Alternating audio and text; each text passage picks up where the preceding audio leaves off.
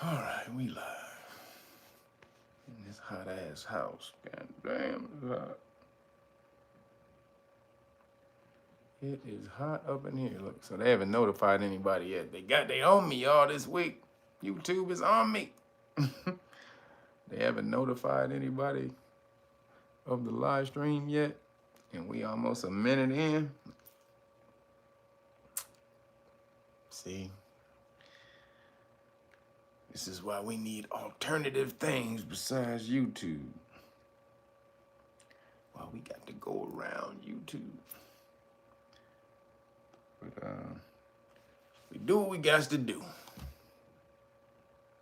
We do what we got to do. What up, Summer Breeze? What's cracking? Elijah Alamek Bay. Ron Nana. Dang. Ron Nana? I think that's it. What's up, Dwayne Higgs? Spread the wealth. Elisa Harley. Zod the Great. Eal Aqua. True Knowledge. Ruth Thompson. One Immaculate. What's cracking? King Coop. What's poppin'? Invador Zen. Toby Robinson, Travion McClinton. What up, Wise Guy 888? Hold on. Wise Guy 888. Ali Hemet, what's happening? Sharky Dog, what's up? Ron Spinks, Flow Rider. What up? Indigo A. Rob Murray. Dr. Sinister. What up? Shalon Mitchell. What up, Hodges? Lester Ingram. DPRK, what's poppin'? Maria Carbajal, what's going on? Chaz McFly, Titan, what up? Jay Bird, True the 8, K Mix, Victor Donald, Shantae Halsey, Halsey, excuse me. What up, Sealy 15, Brian Bennett, Christopher Perkins, what up, boy? Brandon Dadon. That guy. What up, cuz I? Where you been, girl? You been bullshitting, cuz I. What's poppin'? And Jason Rivers and Britt Coulter. He says, here for a minute. Just a minute? I ain't trying to hear that, cuz I. Get your ass back in here, girl. Stop playing. What's cracking, everybody? What's poppin'? It's a little hot up in here, as always. But the summer's coming to an end. I'm going to say happy equinox. What up, Zaid? Appreciate you for the Cash App, brother. Thank you, man. You know, everybody, you got to hit me on the Cash App if you want to bless me with some chicken shawarma donations. They took the super chat out, so I appreciate you guys for hitting the Cash App. Real Nagas, the number 9. Appreciate you. But I want to say... happy autumnal equinox to the people. It's tomorrow, so I ain't gonna see y'all tomorrow. But happy autumnal equinox to y'all. Make sure you do your celebrations. Make sure you invoke that energy. This is a balanced energy when the sun comes to the even plane, the middle plane of the ecliptic, the hemisphere. So boom, it's a balanced energy. So make sure you vibrate on that. So happy autumnal equinox to the people. Police stop law packages, they were sent out yesterday. So if you bought something, you should have got an email that it went out yesterday. So appreciate y'all for supporting on that. Appreciate y'all. And anybody else, this is the last week. I ordered a new package of flashcards. So it's the last week for the flashcard deal. So if you want to get all 5 of the flashcards, the police stop law flashcards that we have right here, 2 police stop flashcards, 2 law and government flashcards, and the Supreme Court cases flashcards that deals with the police stops. You got to go order the Great Book of Melanin Research, the hard copy, and you get all of that, plus the Great Book. the Know Your Rights Manual, Public Official Bonds book, and boom. Constitutional rights card, qualified immunity card. Man, I got all of this shit set up the wrong way. But boom, this is how we do over here. We a little organizationally unorganized. So boom, right here. You get all of that. RealNagas.com if you order the hard copy Great Book of Melanin Research, which you should have already because you can't get it from anybody but me. So if you don't have it, you better get it because you're going to need it, especially when we're coming to in the future in this new age. You better get out there and make sure you understand what your melanin is and the power it has and how to make it healthy. So boom, right here. They've been doing research on you for 120 years. You better figure out what the hell they've been looking at. So right here. Again, realnagas.com. Appreciate y'all for that. And anybody who want to learn the law for free, y'all been signing up. Make sure you still go over to knowyourrightsfoundation.org. Sign up as a volunteer. You want to know your rights. So what you, again, people, if you've done this already, make sure that you send us back the email because you fill out the, the informational form on the website. We send you an email back with a questionnaire. You fill out that questionnaire. It's just some stuff that we need to know about you. And then you send that back. We send you an interview time. So make sure you fill out the questionnaire that we send you and send it back because that lets us know that you're real, that you're for real about the request. So a lot of people want to come, they feel that they want to do this, but we really need the people who are motivated. And so if we're talking, if that's you, get out there. If you self-motivated, get on over here because we need you. We need you for this new phase of what's coming after this damn election because it's going to be crazy as hell. But we're building up this 1 million Johnny Cochran army. So make sure you're a part of it so that you don't get left behind when we out here slapping the crap out of people with the law. It's going to sound like that Kung Fu movie. We're going to be slapping the crap out of people with the law, though. No physical violence, only the law. That's all you need. So again, knowyourrightsfoundation.org if you want to sign up. And if you have done that, make sure you check your email, your spam, to make sure that we haven't sent you back something already. Because a lot of people say, man, I fill up, I sent you, I tried to get in 3 times. Well, make sure you check your spam because we always send you the request or the return questionnaire. All right, we're very diligent about that. The lady Tish, who's on that, the volunteer coordinator and secretary, she's adamant, she's off the chain gangster about that. So make sure you check it out, all right? And appreciate y'all for doing that. Also, anybody want to get on the Patreon, if you want to learn the law, the status law, make sure you take your status back from the corporation in the United States of America, Inc., that corporation, you take yourself out of their jurisdiction. So that you're not obligated when they come after you and tell you to do something. Well, I'm not in your system. If you want to take your power back like that, take your status back. That's at patreon.com/realnagas. You look at the status class videos. It's like 27 videos already uploaded. You can learn, watch at your own leisure. And once you're ready to take the test, you tell me that you want to take a test. I test you and I give you the paperwork for free. So the test is on the paperwork. So if you can explain the paperwork to me, I will give it to you for free because this law army is about to be off the chain and we need as many people in this law army as we can get. So again, if you can explain the law to me, I will give it to you for free. So appreciate you guys for that. All the links are in the description box, especially if you want to sign up to my alternative channels, because let me tell you guys, I have to take all my live streams down. YouTube just took down 2 of my videos in 2 days. They took down 2 of my videos in 2 days. Now, they could have gave me a strike. If they give me a strike on going back and looking up those videos, if they strike one of those videos, because I already got 2 strikes, they could probably take the channel down. Yeah, they two videos in 2 days. One from 2001. It was New Year's Day 2001. That's when I did. That was one of the videos, and I forgot the other video. But so I have to go back and start deleting videos. So anybody, if you want to start downloading the videos and just have them archived, and hit me up if you have them archived. Yeah, that's messed up. So they're messing with people. Anybody who's talking about the Khazarians or Kamala Harris. Pretty bad, because even I heard Urban X just got hit up. They got a video of theirs taken down from way back a long time ago. So they're diving in there and just taking down videos. So I gotta, just to avoid getting another strike, I gotta go delete all of my videos, everybody. So make sure if you want to watch them, go download them. I have to go back all the way to 2020 to download the videos.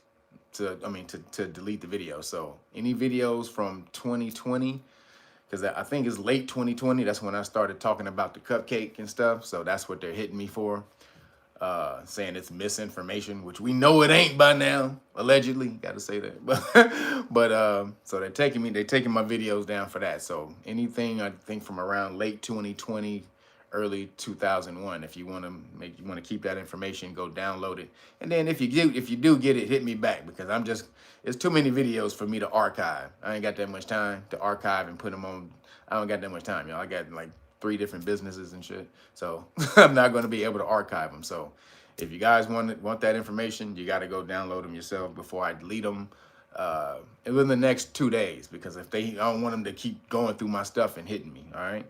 So last thing I got, make sure you hit up the homie Timmy Tight Top for the weed juice on the weed juice side of the game right here. He got the best juices in the game. Boom, right here. This is the strawberry lemonade, strawberry, apple, pear, and lemon.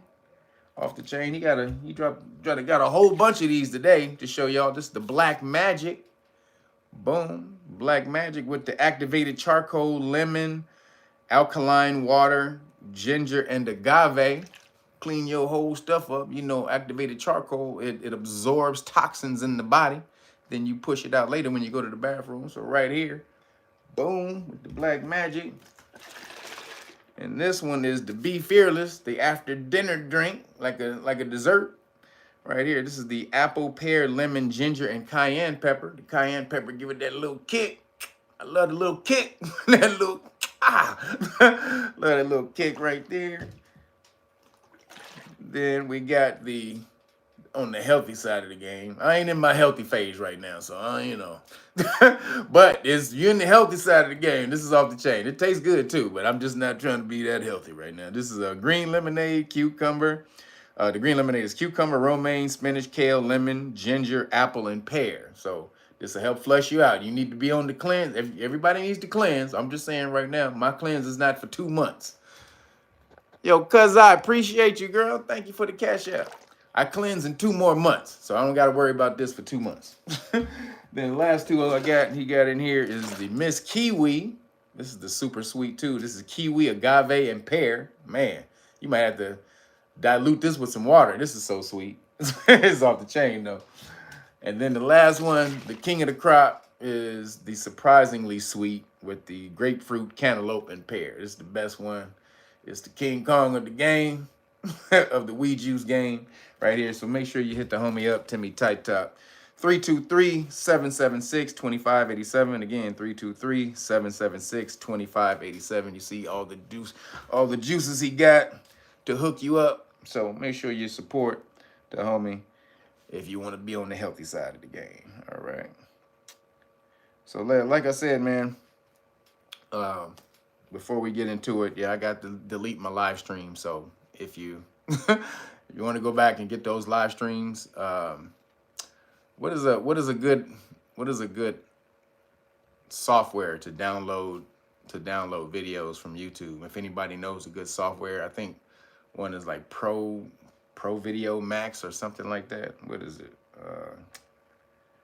Damn, I have it on my computer, but I can't remember the name. And that's how I kind of get videos. But if anybody knows of a good software for people to download the videos, put it in the super chat, because I gotta go delete them. They on me, man. They making me delete my damn live streams, y'all. God damn. This is some bullshit. But hey, it's not my platform. That's why we gotta come out with our own platform or something. You gotta figure that out. All right, so let's get it started. So there was another attempt on your boy Trump. I don't know if he's anybody's boy, but you know, on the boy Trump, at his golf course, and 2 times, man, in 2 months. That's crazy. There are free links online that I use to convert YouTube videos. If you find one, WDMA, put it, throw it in the super chat. But they tried another one on your boy Trump. So now, again, everybody who keeps talking about this is scripted and all this and that. You really think you really think Trump is a part of the script, and they didn't try to take him out twice? They tried to take him out twice. Appreciate you again, cuz I. We miss you too, girl. Get your butt back in the know your right into police stop law class. Stop playing. It's up tomorrow. Police stop law class tomorrow. Get your butt back in there. You've been slacking. But so back to the boy Trump. So at this golf course, some fool hid in the bushes for 12 hours, set up a barricade like if they with two vests on the fence. He put two. So he put two vests on the fence in case he got return fire. You know, two bulletproof vests. I mean, he had a nice little setup. Who taught him how to do that? Who taught him how to do that? Excuse me. So he was a 50-year-old radicalized left-wing Ukrainian supporter. He was about Ukraine. He was all preaching about Ukraine. He was already arrested a bunch of times. One for having weapons of mass destruction, because he had an automatic weapon. It wasn't like he had a bazooka or some shit. he had an automatic pistol, I think. So that was classified as a weapon of mass destruction. So he had a whole history of just being crazy. Supposedly he had supported Trump in the past. Then he said Trump failed him. So then he jumped on the Democrat side of the game, the bitchocrats. He jumped on the bitchocrat side of the game, and he had been ranting and raving about Ukraine that whole time. Now he had went over to Ukraine. The dude that went over to Ukraine and was trying to recruit like Americans or people from around the world to fight for Ukraine. So a couple of things. Dude was supposedly broke. How does he get the money to fly all over the world like this? And he was paying people to join the war for Ukraine. So where was he getting the money from to pay people to join in the fight for Ukraine? Everybody? Where was he getting the money from to do all of this stuff? A nigga was broke. This nigga was broke as hell. He ain't no rich nigga at all. He broke as shit. Where was he getting the money from? So it comes out. You need to go watch this story on Jimmy Dore, because he breaks it out. He has the whole story. He has the whole breakdown of the story. That a bunch of evidence suggests that he may have been an asset of the CIA, you know. The C to the I to the he was possibly an asset of the C to the I to the. So go look up that. He just put that story just came out a couple of days ago. He has a whole breakdown of how he was on these social media, these platforms, and he was contacted by a person who was known to be affiliated with the CI. With the CI. You know, I got to just, you know, the CI. And basically was his handler. And he was groomed over a certain amount of time to do this stuff. Because, you know, first of all, you know, the CI was how, you know, Ukraine basically, or old Khazaria, I got to say old Khazaria, because New Khazaria, Israel, old Khazaria, Ukraine. So old Khazaria, how they got into it in the first place. There was a coup in 2014 that was set up allegedly by the CI, right? And so that's how Zelensky got installed, because of the coup that was instigated or initiated by the Americans. So they got the American, I forgot her name. She was like the person, the liaison over there, the international and something for between Ukraine and America. And she's on tape saying how they set that up. So she was on tape. I forget her name. She's the same one who said in Congress that they had because they asked her if there was bio weapons. They asked her if there were bio weapons labs in Ukraine. Marco Rubio asked her that. And she said, no, we don't have bio lab. We don't have bio lab. We have, well, she said, we don't have bio. She said, we have bio facilities, would she say like bio research facilities. We have biological research facilities. We don't have weapons labs. We have biological research facilities in Ukraine. So, which basically is the same thing. So this is all set up by the CI, right? So he is recruited. So supposedly he's just on his own. He has the idea to go over to Ukraine and start recruiting for Ukraine. So you know, Ukraine basically, they say it just came out that Ukraine has basically lost like 1 million people. They lost like 1 million people, which is crazy. 1 million people. And they're not telling you that. You're not going to see that on mainstream media, nothing like that. They're not going to tell you that Ukrainians lost 1 million people. That's crazy. So they need people. They need people to fight.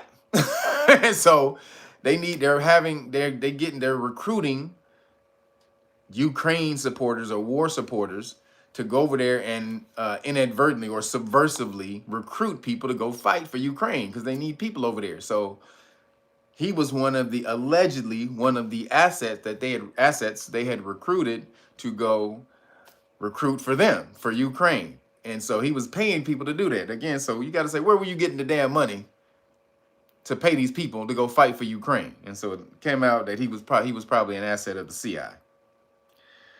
So the first attempt was allegedly it was supposedly just mishaps of the Secret Service, right? Of course, they had no conscious awareness. There was no purposeful mishandling of Trump whatsoever. Not at all, everybody. Let me tell you something about the first attempt on Trump. First off, do you know it was the first time that they had filmed his rally live? CNN. It was the first time CNN filmed his rally live. Because they never filmed the nigga live, right? But the first time they filmed him live, the day before, somebody buys stock. They short his Truth Social stock by like 12 million shares. And then the company comes out and says, "Oh, it was a mishap. It was supposed to be 1,200 shares." And then the people who came out who were in the short buy were like the Cheneys, the Rothschild family, all these people were the people who were in the short buy, allegedly. These are again, you gotta say allegedly. So this was the people who had bought into the fund, the monetary fund, who was shorting Trump's Truth Social. So all of this weird stuff comes out. And then the main thing, the day, supposedly there was a sniper. So the Secret Service had a sniper on top of one of the roofs, right? Do y'all know that was the very first time they had ever sent a sniper with Trump? That was the very first time, apparently, that there was ever a sniper that was assigned to Trump.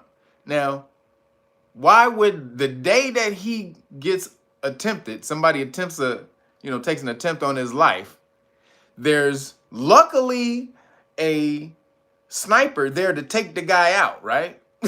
There's luckily just a sniper there who didn't even shoot immediately. This nigga took time. He took his own sweet time to shoot. But just luckily, by chance, there just happened to be a sniper that they had that day to be able to take out or to counter snipe the one who was trying to take out Trump. And that was the very first day they had ever had that. There's too many coincidences adding up. This is like, man, you have a Rembrandt. You start playing connect the dots on this shit. You start connecting the dots on this shit, you would have a damn Picasso in this bitch. So it ain't all it appears to be. So then apparently there was a third attempt on Trump at his rally a couple of days ago. Did y'all hear about that? So about 20 people who was seated behind him on stage something happened. They're supposed to be like an alleged chemical reaction or something. They don't know if they was, if they was allergic reaction to something that they had on stage or whatever. But apparently 20 people sitting behind Trump, they eyes start burning and they lost sight. And they all had to go to the emergency room. 20 people. But it's a coincidence, everybody. It's all a coincidence. A coincidence. Nothing, nothing to see here. Now, is it a coincidence that both of the attempts happened right after he had 2 debates that supposedly his opponent, Biden, they were saying how Biden won the first debate or he did great or whatever, but knowing he didn't, somebody tried to take him out. Then after the second debate with the chameleon, which we're gonna get to in a second, which was apparently a setup, and she didn't get the push from the debate that they thought she was gonna get. There was another attempt at the golf course. Then when that didn't work, a chemical attack, apparently, allegedly, we don't know it was a chemical attack. It could have been, a cleaning agent that was, somebody cleaned the stage with that 20 people had a reaction to. It could be that, everybody. We have to make room for that. But apparently 20 people, all their eyes had the same reaction. All of their eyes started burning and they couldn't see, to the point where they couldn't see, and they all had to go to the emergency room. Now, they say what probably protected Trump is they started after the first, attempt on him. They start bringing him out with this glass. Every time he's in public now, he's in a glass case. So whatever they probably tried to take him out with got knocked out by the glass case. Luckily. So this nigga Trump, man, I think he a time traveler. Like I was saying, I said this a few weeks before. I said this on Bro Rich's show a couple of weeks ago. Trump just keep on sidestepping the bullet, don't he? Oh, a bullet coming? Oh. Like, come on, man. Oh, my bad. This nigga Floyd Mayweather with the goddamn. This nigga is Floyd when bullets is coming.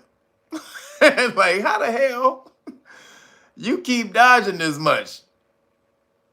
I think, look, man, they was talking about like how there may be a few people who have time travel. I'm going off the rail a little bit. This is just me speculating. But there are apparently a lot of groups besides the government who have dabbled in time travel.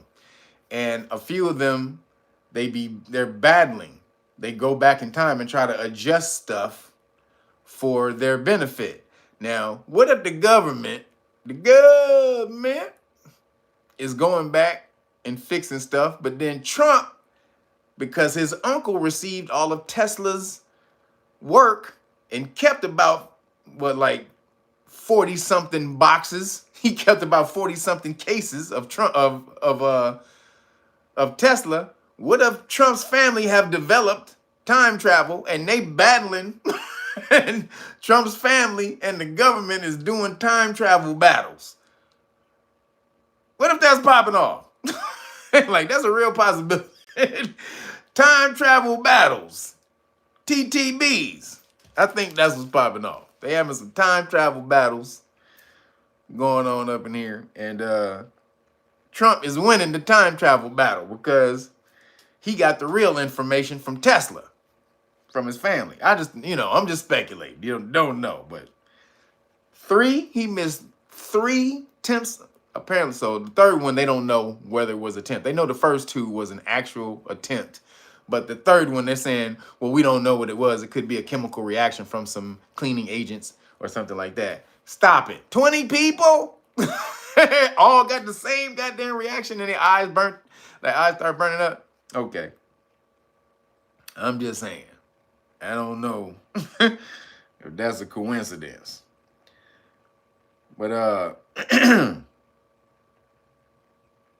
but then right after it's funny how they keep the mainstream media keeps saying it's his rhetoric that's causing the attempts on his life. Like the reason people trying to kill him because he keep talking crazy. He's out there, he's spewing all of this negative and hate, this hate speech. He's the most hateful person I've ever seen. I mean, don't you agree with me? Isn't Trump hateful? Isn't that motherfucker, that Hitler-like motherfucker, isn't he hateful? Isn't that piece of shit cocksucker motherfucker hateful? While they're calling this nigga hateful and hate speech, they like, down there, ain't this bitch motherfucker. They call him every goddamn curse word, every piece of Hitler, this nigga Mussolini, this nigga's the devil, devil incarnate. He's a threat to total democracy around the world. He's the hateful one though, y'all. Hey, he's the hate. Don't worry, me. No, I'm just pointing out what he is. That's all I'm doing. I'm just adding a mirror. And just think of me as a mirror. I'm just a mirror for Trump. And so when you look at me, you're looking at a mirror for Trump. Like, nigga, no, you are a hateful bitch ass nigga too. You are a bitch ass motherfucker too. Or more so than him. So it's his rhetoric, y'all. Not them calling him Hitler every goddamn day for the last, since 2016. They can call this nigga Hitler and Mussolini and 50 million other things since 2016. But that ain't why. And apparently, homeboy he was kind of indoctrinated by that stuff, which is why he left Trump. The 58-year-old dude at the golf course. That's why he turned from Trump, because he consumed a bunch of Democratic news and he got flipped. Now, again, we don't know this, but this is what they're talking. This is the reports that are coming out. They're going back in his life and looking up all his videos and all the stuff that he said and all the stuff that he was saying in his videos, because he got a lot of them. This nigga, he has a lot of videos. And so we can pretty much get a idea of who this cat was. And he seemed like he was getting indoctrinated by the left. But so again, right after he got, the attempt was made on him again, they went right back to calling the nigga Hitler again. Like 1 week after this dude tried to take him out, they went right back. They didn't even wait. The first one, they waited like a week. The first attempt, they waited a week. This time, the same day, they call that nigga a piece of shit. Like, well, if maybe he stops talking and he starts spewing hate speech, if he stops calling people, if he stops being a racist, and he stops marginalizing people, if he stops, like, wait a minute, you right now are talking hate speech, but he needs to stop. Okay. So again, all that he's an existential threat and all the rest of that crap. So the suspect, basically he thinks Trump is going to give Ukraine to Putin. This is what he was saying in his thing. He thinks if Trump wins, Trump is going to end the war and let Putin take whatever land that he wants from Ukraine. So apparently that's the reason, that's the reason they're saying that he attempted it, like he did the attempt on Trump. So 3 attempts, y'all. 3 attempts in 2 months. 3 attempts in 2 months. Now you trying to tell me that Trump is part of the establishment? He part of it? Peace, Connecticut. What up, Broderick Enoch? But y'all trying to tell me Trump is a part of the shit? This nigga, that's the reason. And then he's putting together, the reason they don't want him in there is because you know he's putting together the Avengers of anti-establishment people, right? So Trump is anti-establishment, right? He's too crazy for anybody to tell him what to do, and he got he got his money on his own, so he don't have to do it. So these are the people he gonna bring into his cabinet if he gets elected, which is why they trying to take him out. He's gonna have Tulsi Gabbard, anti-establishment, Vivek Ramaswamy, anti-establishment, RFK Jr., anti-establishment, and Elon Musk, He gonna have all of those cats in his cabinet. All four of those people are anti-establishment, along with Trump. They know this. They call them the Avengers, the anti-establishment Avengers. So if he gets all of them people in his cabinet, it's a wrap for the government. That is a wrap for the government. So they need to take this nigga. That's why I don't believe, like, if this nigga make it to the finish line, goddamn. Like, goddamn, you ever see like the gauntlet? Like this nigga, like he is going through the gauntlet the last month. He gonna be trying to duck. Nigga boomerangs gonna be coming at him. This nigga arrows and shit. Charlie J. Scott, thank you, brother, for the Cash App. I appreciate you, man. Always hooking me up every Saturday with the Cash App. Everybody else, you want to donate to the Chicken Shawarma Fund? Boom, appreciate you. Hit the Chicken Shawarma button. That's Cash App. Real Nagas 9. Appreciate you on that. But this nigga is dodging ninja stars. They are throwing all kind of shit. Niggas got motherfucking what's these things? I forgot the name of the damn. What's the thing with when you pull the thing back and you launch it with the rubber band? What is it? Slingshot. Thank you. This nigga dodging slingshot balls and shit. He is going through everything trying to make it to the finish line. If this nigga makes it to the finish line, goddamn, he gotta be a time traveler. That, to me, if he make it to the finish line, that solidifies it to me. Because if you ever see that movie with Nicolas Cage? What was it called? Next. Yo, Broderick Enoch, thank you for the chicken shawarma donation, brother. Appreciate you. For sure. But you ever see that movie called Next? If y'all haven't seen it, Nicolas Cage. Pretty good movie. It's with Nicolas Cage and the girl who married to Justin Bieber. What's her name? The white girl with the round booty. I forgot her name. I forgot her name. The girl, she was from Seventh Heaven or something. But she was in the movie. And man, in the movie, he could see 2 minutes ahead of time. Like Nicolas Cage, he knew what was going to happen every 2 minutes. But he can only see 2 minutes into the future. And so every time some shit was going to happen, like if he was going to get hit by a car, he would see it. And so then the car, he would stop. And the car would go by, or somebody was chasing him in the casino. He had some cats chasing him in the casino. Jennifer Beal, thank you. Jennifer Beal, that's her name. Thank you, Kevin Love. Key Love. So, but he could see stuff. I think that's Trump. I'm telling you, Trump is Nicolas Cage from Next. I'm trying to tell you, man, something about that. I may be a little off, but I don't think I'm totally off. I think I'm somewhere close. Because he keep dodging the death bullet. So if he makes it to the end, if he makes it to the finish line, he's a time traveler. So moving along, an ABC whistleblower comes out and says the debate was rigged from the start. Like we all knew. We all knew it was rigged from the start. They gave her, I told you last week, they told her to talk with her hands a lot. So it'd make her look big because she only 5'2".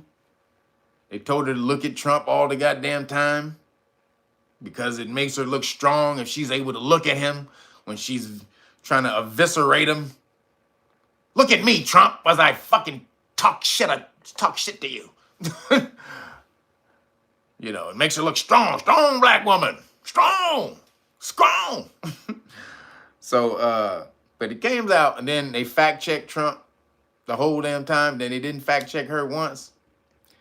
Then the what up, Carmen Lopez? What's cracking? So they fact check Trump all them times. Then it comes out the female moderator is her AKA sorority sister. So all this shit just coming out, right? So then apparently a whistleblower put an affidavit out on Twitter. So the whistleblower in the affidavit wrote in the affidavit and released it on Sunday. So they released the affidavit on Sunday stating that all of the things that we thought were rigged. They gave Kamala a smaller podium so that she would look bigger. That they had gave her sample questions, not the real questions, but sample questions very similar to the real questions that, you know, that she was going to get in the debate, that they were going to fact check Trump the whole time and not fact check her. All of this came out. This is an affidavit. So if y'all know what affidavit is a sworn statement of truth. So if anything, and so you get it notarized. So if you're not, anything that you say in an affidavit that's not true, if it's found out not to be true, you can be prosecuted for perjury. You can be charged with perjury. So penalty, you know, it's under the law, penalty and perjury, right? So if whatever this person is saying in the affidavit is not true, they can go to jail. So this person said all of this stuff, came out and broke down how, you know, they rigged the whole thing for her, all the sample questions and everything. They planned on fact checking Trump from the start, even though. So what happened was they both agreed to. So they agreed to have the rules, the same debate rules, or, you know, from when Trump debated Biden, not Biden, but when Trump debated Biden, and one of the rules was no fact checking, right? One of the rules was no fact checking, because CNN was getting a lot of backlash of why they didn't fact check Trump. He was saying a lot of lies, but Biden was saying even more lies while he was up there. Nobody was saying why you ain't fact checking Biden. But the reason they weren't getting fact checked is because they had a deal. In the deal, there would be no fact checking, right? So those stipulations moved over to Kamala, to the Kamala debate. So when they have somebody only fact checking Trump, they violated the rules of the debate. That was a violation of the rules of the debate, because no one was supposed to be fact checked. So, so that's why she felt comfortable up there. And then, you know, we know allegedly she had the she had the earring with the Wi-Fi, the Wi-Fi headphone on, you know, getting told what to do while she was on stage, which is why she wasn't spitting out a bunch of word salad. But I say she was spitting out a bunch of word salad. I still say she was spitting out word salad. It was just much more complicated word salad that she was spitting out. But if you were really listening to what she was saying, she wasn't saying a goddamn thing. She didn't answer a damn question. So it had to be word salad. If I ask you a question and you don't answer my question, but you talk for 3 goddamn minutes, what'd you just do? You just bullshitted for 3 minutes. if you get 3 goddamn minutes and I ask you a specific question and for 3 minutes you talk and I don't get an answer to a question, that 3 minutes was all bullshit. Specifically. So then the moderator, before this comes out, before the affidavit come out, ABC knew this was going to come out, because the person who wrote the affidavit said they worked for ABC for 10 years, right? And so they seen ABC change into this partisan, you know, whatever. I think they always been Democrats, but whatever. So the moderator, her sorority sister, came out ahead of time before the affidavit came out and said, we focused on fact checking Trump because CNN didn't fact check him in the last debate and they let him get away with a lot of stuff. So we wanted to fact check him. First of all, it's not your job to fact check, moderator. It's the person who's debating the other person to fact check their thing. This is a battle between those two. You're just an arbiter. You're a mediator between the two to make sure it don't get out of hand and throw the questions out. You're not supposed to fact check either one. Truly, because both of them are supposed to have their swords so sharp or sharp enough to be able to cut through anything the other says. So the fact that her AK came out ahead of time to try to try to get ahead of it and try to mitigate some of the backlash and say, yeah, well, we fact checked Trump because he didn't get fact checking the CNN thing. Then the affidavit came out, then the funny thing about the affidavit is the affidavit was written the day before the debate and signed and sealed and sent to themselves, and they got audio. Even the dude said they got audio. We don't know if it's a woman or a man, but whoever said it, they had said they got audio. But the affidavit came out the day before the debate. So anything that happened in the debate that was said in the affidavit that actually happened meant that this person is real. If they had knowledge of what was going to happen in the debate the day before the debate, that means this is a real person. So ABC, when they came out and they tried to ask the lady who was Kamala's best friend about accusations that they helped Kamala, and she said, it's just so crazy. I'm not going to even dignify it with an answer. Our reporters are great reporters. They do their job and blah, blah, blah. Some bullshit she spit out, but she said, I'm not going to even dignify it with an answer. Well, if you didn't, just say no. It's easy. It's easy to say no to some shit that you ain't never done before. Hey, man, you ever had sex with, you know what I'm saying? You ever had sex with whoop-de-whoop? No. Okay. Hey, man, you ever eat? No. If you've never done anything before, it's easy to say no. If something you ain't never done before, no. But if you have done it, you can, well, it's so egregious. These accusations are so egregious. I mean, and so off-putting. I'm just not going to even dignify it with an answer. Like, that mean that bitch did it. You did it, bitch, huh? Tell the truth. You did that shit. Of course she did it. That's her best damn friend. Of course she got her the questions and all the rest of that. She wouldn't be a homie if she didn't do that. Are you a homie if your homie don't know how to talk in public and she getting ready to go do a debate on your network against one of the quick-mindedest persons you ever heard in your life, and you don't help that person out? Are you a true homie? Just on the real side. Are you a true homie if you don't help your partner out and they getting ready to go walk into destruction? You got to. You got to help the homie. So it was just obvious that happened. But the whistleblower came out and said, yep, I got tape. I got all the tapes, baby. So then it said the Harris campaigns imposed restrictions on the scope of questioning. So the restrictions on what she could be asked.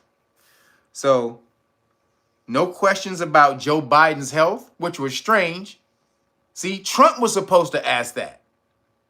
See, this is why they say Trump lost, because Trump left so many openings. It was so many holes and openings that he could have went in and just bam, boom. He could have knocked her out with that. He didn't do anything. Why didn't you ask about if she knew about Joe Biden, if Joe Biden was crazy as a motherfucker for the last 3 goddamn years, and why she didn't say nothing? How come you didn't ask about that? So no questions about Joe Biden's health, about her job as a prosecutor, on how she prosecuted a bunch of young melanated brothers for non-violent crimes of weed possession, and then claimed that she smoked weed because she was Jamaican. or the fact that you wouldn't let a bunch of nonviolent people out of jail when you were told to let the people out of jail because you wanted to keep them for slave labor for the state, or how you kept a man who was going to be executed in jail after being ordered to be, or after being ordered by the court to release him twice. So no questions about the, oh shit, release him? Oh, you mean release him? Oh, let him go. I didn't know that was the same thing. Release, let go. Those are two different words. I didn't know, Judge. God damn, man, you got to be more specific when you're talking, brother. You know, I'm Indian. You know, I'm Jamaican Indian. I'm Indian Macon. So, you know, we don't really speak your language, you know what I'm saying? Release, let go, hey, you know, I gotta mix it up. Like, bitch, if you don't let that nigga go, throw your ass in jail. So, no questions about that. And that was crazy that Trump didn't bring it up. That's why they said, oh, Trump, you dropped the ball on that. You let brothers out of jail while she put brothers in jail, and you didn't bring that up, dumbass? Yeah, Trump was a dumbass that night. You literally let niggas out of jail. Like, you opened the door and let niggas out of jail. And she put niggas in jail, nonviolent people in jail. You let nonviolent criminals out of jail, brothers out of jail, and you didn't bring that up. Trump, you dumb. And then no questions about her brother-in-law, who is under investigation for embezzlement. Apparently, he worked for the DOJ, and he's going to be part of her cabinet. So no questions about him. So the Trump getting Alzheimer's? Hey, he might be, because how the hell he leave all that shit on the table? But you know what happened was, he left it on the table because he's a narcissist. Because he got, his ego is bigger than anything else in the universe. Excuse me. So when you got a narcissist and you talk shit to a narcissist, they gonna show you they the shit. When she said something about his attendance at his rallies, oh, that hurt him. Bitch, my rallies, bitch, I got the biggest rallies, bitch. I got all, bitch, everybody at my rally, bitch. Jesus be at my rallies. Like, bitch, all the aliens be at my rallies, everybody at my rally. So he wanted to jump on this everybody at my rallies thing. When she challenged that, then said that his former chief of staff, his military chief of staff, said that he was weak. Oh, you know that hurt him. That poked him right there. Weak, bitch, who you talking to? So that's what happened. This nigga is such a narcissist that she got at him with the insults, and he couldn't handle it. So he just got completely off his game. So in that sense, she won. Whoever had that strategy, because you know it wasn't her strategy. It was somebody else feeding her that information through the headphone, allegedly. So, goddamn. So the whistleblower, hey, he says he's coming out with the tapes in the next few days. So all we can do is sit back. But from what they said already, and the fact that it was written on the day before the debate, basically says everything. And they was basically, everything was right. Everything in the affidavit was actually what happened in the debate. So so then, staying with the chameleon. So the chameleon, she did an interview. She did a couple of interviews. So the first interview she did with the Association of Black Journalists, the same people Trump got up there with, and they tried to shit on him. Immediately, they jumped on him. He said, "Excuse me, that was very rude. You didn't even say hello." So he jumped. The same people that they jumped on Trump immediately from the first question, she did an interview finally with them. And she had two brothers up there, some little soft fruitopian ass niggas up there. Nigga look like a damn a dirty Q-tip with his afro, and and a sister who was up there, and they was all softball. They was butt licking. If Kamala had balls, they would have been ball garglers, but they was ovary garglers. I guess you got to call it, when it's a woman, I guess you got to call it ovary gargling. But they was ovary gargling, and they was gargling the ovaries, and they didn't ask her one damn hard question, really. I mean, soft ass Fruitopian niggas sitting up there. Miss Kamala, look at all talking all soft. When did niggas start talking like that? So, Miss Madam President, we would like to ask you, why you gotta talk like that, nigga? Like you talk up in here. So, Kamala, let me ask you something, girl. Why was you trying to keep niggas in jail? How come you can't talk like that? Why you gotta be, so Miss Madam Vice President, can I, this is the dude. This ain't the woman. This the dude. The big ass, dirty Q-tip looking nigga with the fucking afro. He in there talking all soft and shit. Like, nigga, can you deepen your voice, nigga? Just a little bit. But and he a big ass nigga too, talking all soft, trying not to be intimidating, I guess, so he don't get canceled by the Me Too people and shit. He was intimidating. He was trying to intimidate Kamala. This big black angry man, he was just coming at her. He wouldn't leave her alone. Like, if she can't handle hard questions from melanated journalists, then how the hell is she gonna answer questions from everybody else around the world, including Putin? And real, everybody keep going back to Putin because Putin is the most gangster, world leader there is right now. Probably other than Trump. Them two probably the only two niggas on the same level. Not mentally, Putin is 20 times smarter than Trump. However, Trump, I believe, is as gangster or probably more gangster than Putin is. Trump got them 15 aggressive signs in his chart. 15 out of 22. That's a lot. I don't know if Putin has that many.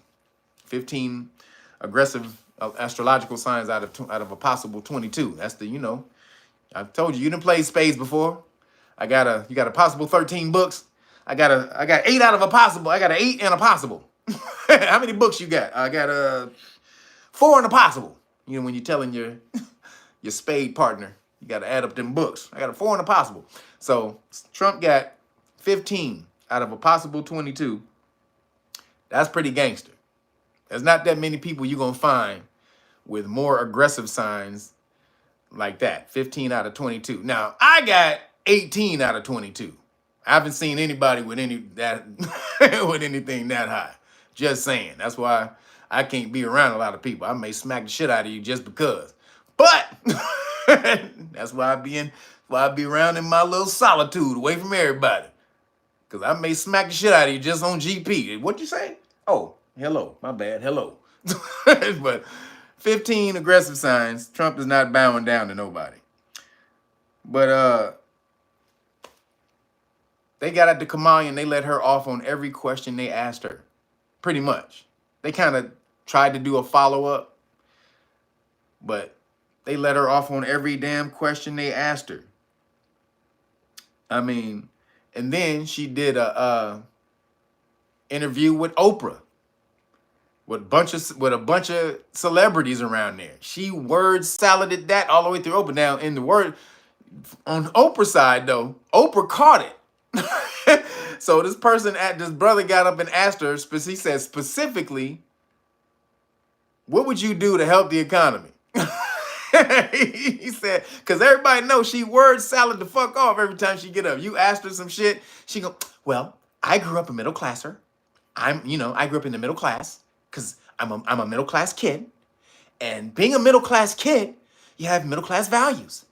And the middle class is the bedrock of America. Because the bedrock of America is the middle class. So this is, she keep going back to that shit, right? Every time. So this is what the dude asked her. He said, specifically, what would you do to help the economy? Well, I grew up in the middle class. That's exactly what she did. She started it off with, well, I grew up in the middle class. Like, bitch, I ain't asked you about your fucking middle class, bitch. Shut your ass up with the middle class. So she started spewing, she spouted off for good, literally 3 minutes. She spouted off an opportunity, economy, and boot-de-boot. And she spouted that bullshit off. And she came back around and had no answer. So Oprah had to jump in and say, hey, so what would you do to help? Oh man, Oprah caught her on that because she was pissing Oprah off. There's a shot of Oprah's face as she was going through the word salad, which tells you Oprah knew she was bullshitting. Y'all go check YouTube or Google that face Oprah had when Kamala was going through the word salad. Oprah was like, bitch, I got you on my show. You messing up my goddamn reputation, bitch. I done had you, brought you all the way down here. I got Julia Roberts fucking zooming in. You doing this in front of Julia Roberts, bitch? Oprah had that face like, man, you boy. If we wasn't on camera, goddamn it, I slap shit out of you, girl. So Oprah knew, because she's a journalist. She a lifetime journalist. She know when people bullshitting. So this is how she's gonna get through the election, the next 40 some odd days, y'all. She just gonna do softball interviews and hide and hope that, you know, the media promotes her softball bullshit and just, you know, cuts out the best sound bites of her through her and her, you know, her soft interviews and just plays those over and over and over again, and she'll get elected. So another person brought this up. This is if you think that she can't get elected like that, y'all tripping. So remember, Biden got elected last time, just staying in the basement. He didn't go anywhere. He just did Zoom interviews and got elected. But that was during the Pandeezy, so that's different. However, in the early 1900s, Warren Harding was another president. Go look up Warren Harding. He basically stayed away. He was a mysterious dude, and nobody knew about him. And he stayed away from the press, didn't do really a lot of interviews and shit. And he got elected and was one of the worst presidents of all time. Warren Harding. Warren J. Harding, or what if got his middle initial? But go look up Warren Harding, the dude. He got elected because nobody knew about him, and he didn't do any interviews. So that's how he got elected, and he was the most shit president.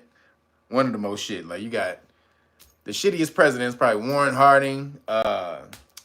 What's old boy who signed over the Woodrow Wilson? That's the dude who signed the Federal Reserve into law. You got W. Bush, the son, W. You got Biden. I say even Daddy Bush was a terrible president too, but he was better than the rest of these niggas. But man, that's what we got. Then you got super fruitopian Tim Walz.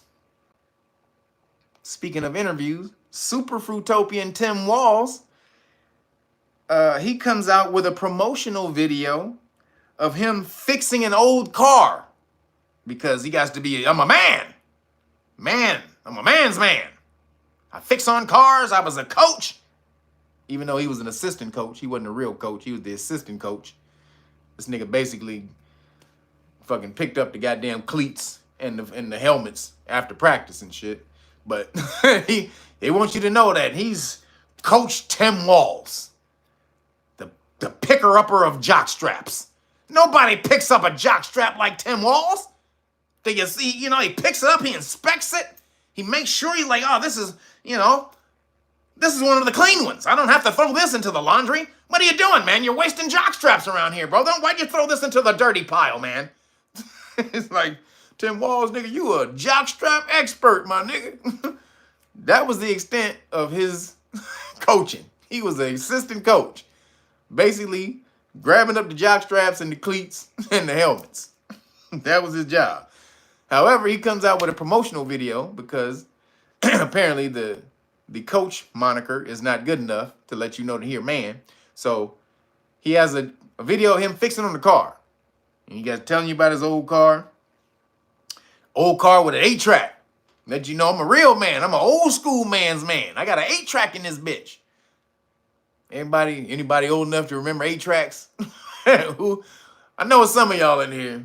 Some of y'all remember 8-track. Rick James on 8-track. Cheryl Lynn. My dad used to have, this is the reason I'm saying those, because my dad used to have 8-track in the car. And he had Cheryl Lynn. He had Ashford and Simpson. on 8-track. He had oh, he had a bunch of them. He had the Isley Brothers 8-track. He popped that shit in. Yeah, Parliament. He definitely had the George Clinton. He had the Parliament 8-track. So he had all 8 tracks right up under the 8-track thing. That big ass fucking that 8-track thing. If you ain't never seen 8-track tape, y'all, 8-track tape. You can knock somebody out with 8-track tape. It could be submitted into evidence as a blunt object, a blunt instrument that you kill somebody. That thing is huge. But Tim Walz is a man, y'all, because he got an 8-track tape in his he got an 8-track tape player in his car. Now he popped the hood and he was trying to show you how to fix the cruise control. He was supposed to be showing us how to fix the cruise control in the car, but all he did was open the filter, the air filter. He showed you the air filter and put it back in and screwed it back on, and that was it. And he be like, I thought you was gonna show us how to fix the goddamn I thought you was gonna show us how to fix the cruise control. What happened to the air filter? Don't look nothing like the cruise control. So again, this is them trying to push this new masculinity. He can be a Skittles ally. I can be an ally for the Skittles crowd, for the Skittles crew. I can be a Skittle ally. And also, I can fix on cars like a real man. Did you see how the meme that they showing? The difference of how he greeted his wife on stage to the difference of how he greeted Kamala's husband on stage? Have y'all seen that? Ain't saying nothing, Tim Walzy. Tim Wally Walls. But he greeted his wife on stage. He handshook his wife and gave her like a dap shake, like homies do. You know how you shake your hand in between and you do that hug thing? You know, brothers, we do it like this. We slap and we do that. But he really shook his wife's hand like a real handshake. He came in, and he shook his wife's hand and he hugged her like that real quick. And then he took her back and then he just raised her hand in the sky. When Kamala's husband came on stage, this nigga ran over to him and gave him this big old burly, like, ugh. Like, nigga, why? Why are you hugging Kamala's husband like that? And your wife, good job, baby, good job. Good job, ma'am. Good job, madam. He hugged him like he met his wife last week. He found his wife on Craigslist when he needed a wife for the campaign. That's how he hugged his wife. Like, he found her on Craigslist. But Kamala's husband, apparently, comes out and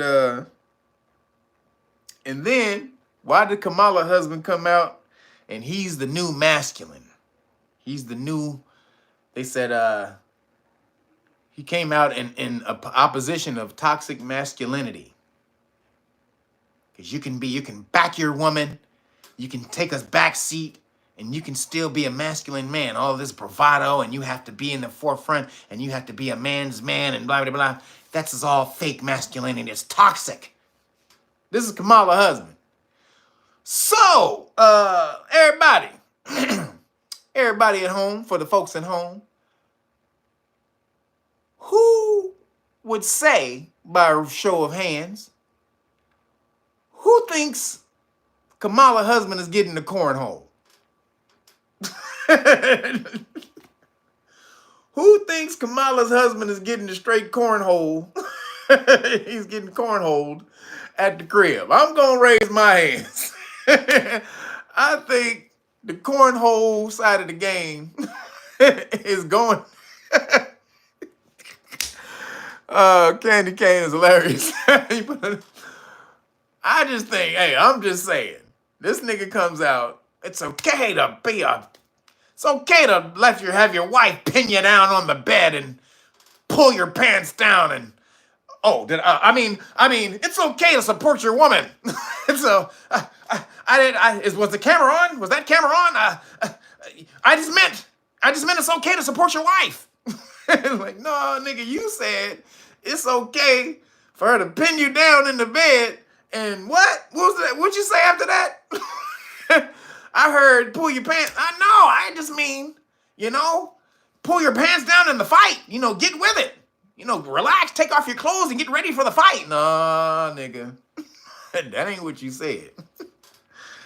So, Mr. Harris, because we ain't gonna call his name is Imhoff, something Imhoff, but we ain't calling you by your name. You are Mr. Harris, nigga. Getting corn-hubbed. Getting cornholed on Cornhub. God damn. Kamala's the man in the house, y'all. God damn it. A 5'2" midget cornholing you. You got to goddamn. You got to be the bitches of bitches for a 5'2" woman to be.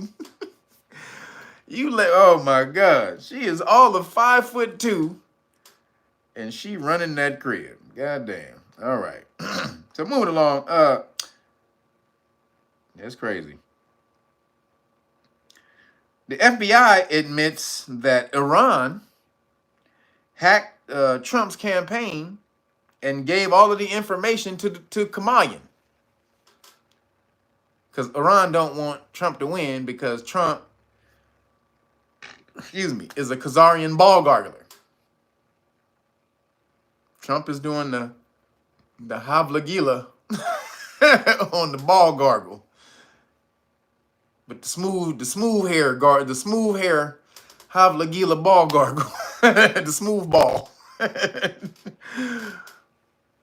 Trump is in there with the Havlagila, Hishtaila, Havlagila. He's doing it. He's doing it. So Iran, they say we don't want Trump to win. So they hacked his whole campaign, his whole shit, found out everything he was doing, and they sent it to Kamala. And then Kamala's like, what? Huh? Hack? Trump information? What do you mean? We don't know a guy. Man, brother, we just over here trying to create more word salad, brother. Come on. Why you over here accusing us of receiving hacked material from the Trump camp? Look, man, we don't know nothing about that. While she back there like, what else is what they say? What? And then what? Oh shit! They gonna do what? Oh fuck! She over there, hack just marking this shit down. While on surface, I don't know nothing. I don't know what you talking about. Oh man, and Iran is funny as hell. They trying to take Trump out because he took out one of the Hezbollah leaders. Trump took out one of the Hezbollah leaders, so that's why they want to take Trump out. And then he's a Khazarian ball gargler. But I think the Khazarian ball gargling of Trump only goes so far because, again, he's not going to be told what to do. And Netanyahu is supposedly an alpha who tries to tell people what to do. So, and them two don't get along. So if Trump gets in office, him and Netanyahu ain't gonna get along. I believe that because he told Netanyahu, "Fuck you." He can go F himself. That's what he told him one time. So hopefully that Trump is the one that comes out. So moving along, they got your boy Diddy. Usually this would be nigga news, but it's too big to be just a nigga news. This is regular news. They got your boy Diddy, man. God damn. He said, who, boy? You know you was over there doing the, take that. You know you was doing it. Come on, stop playing. You know you was over there.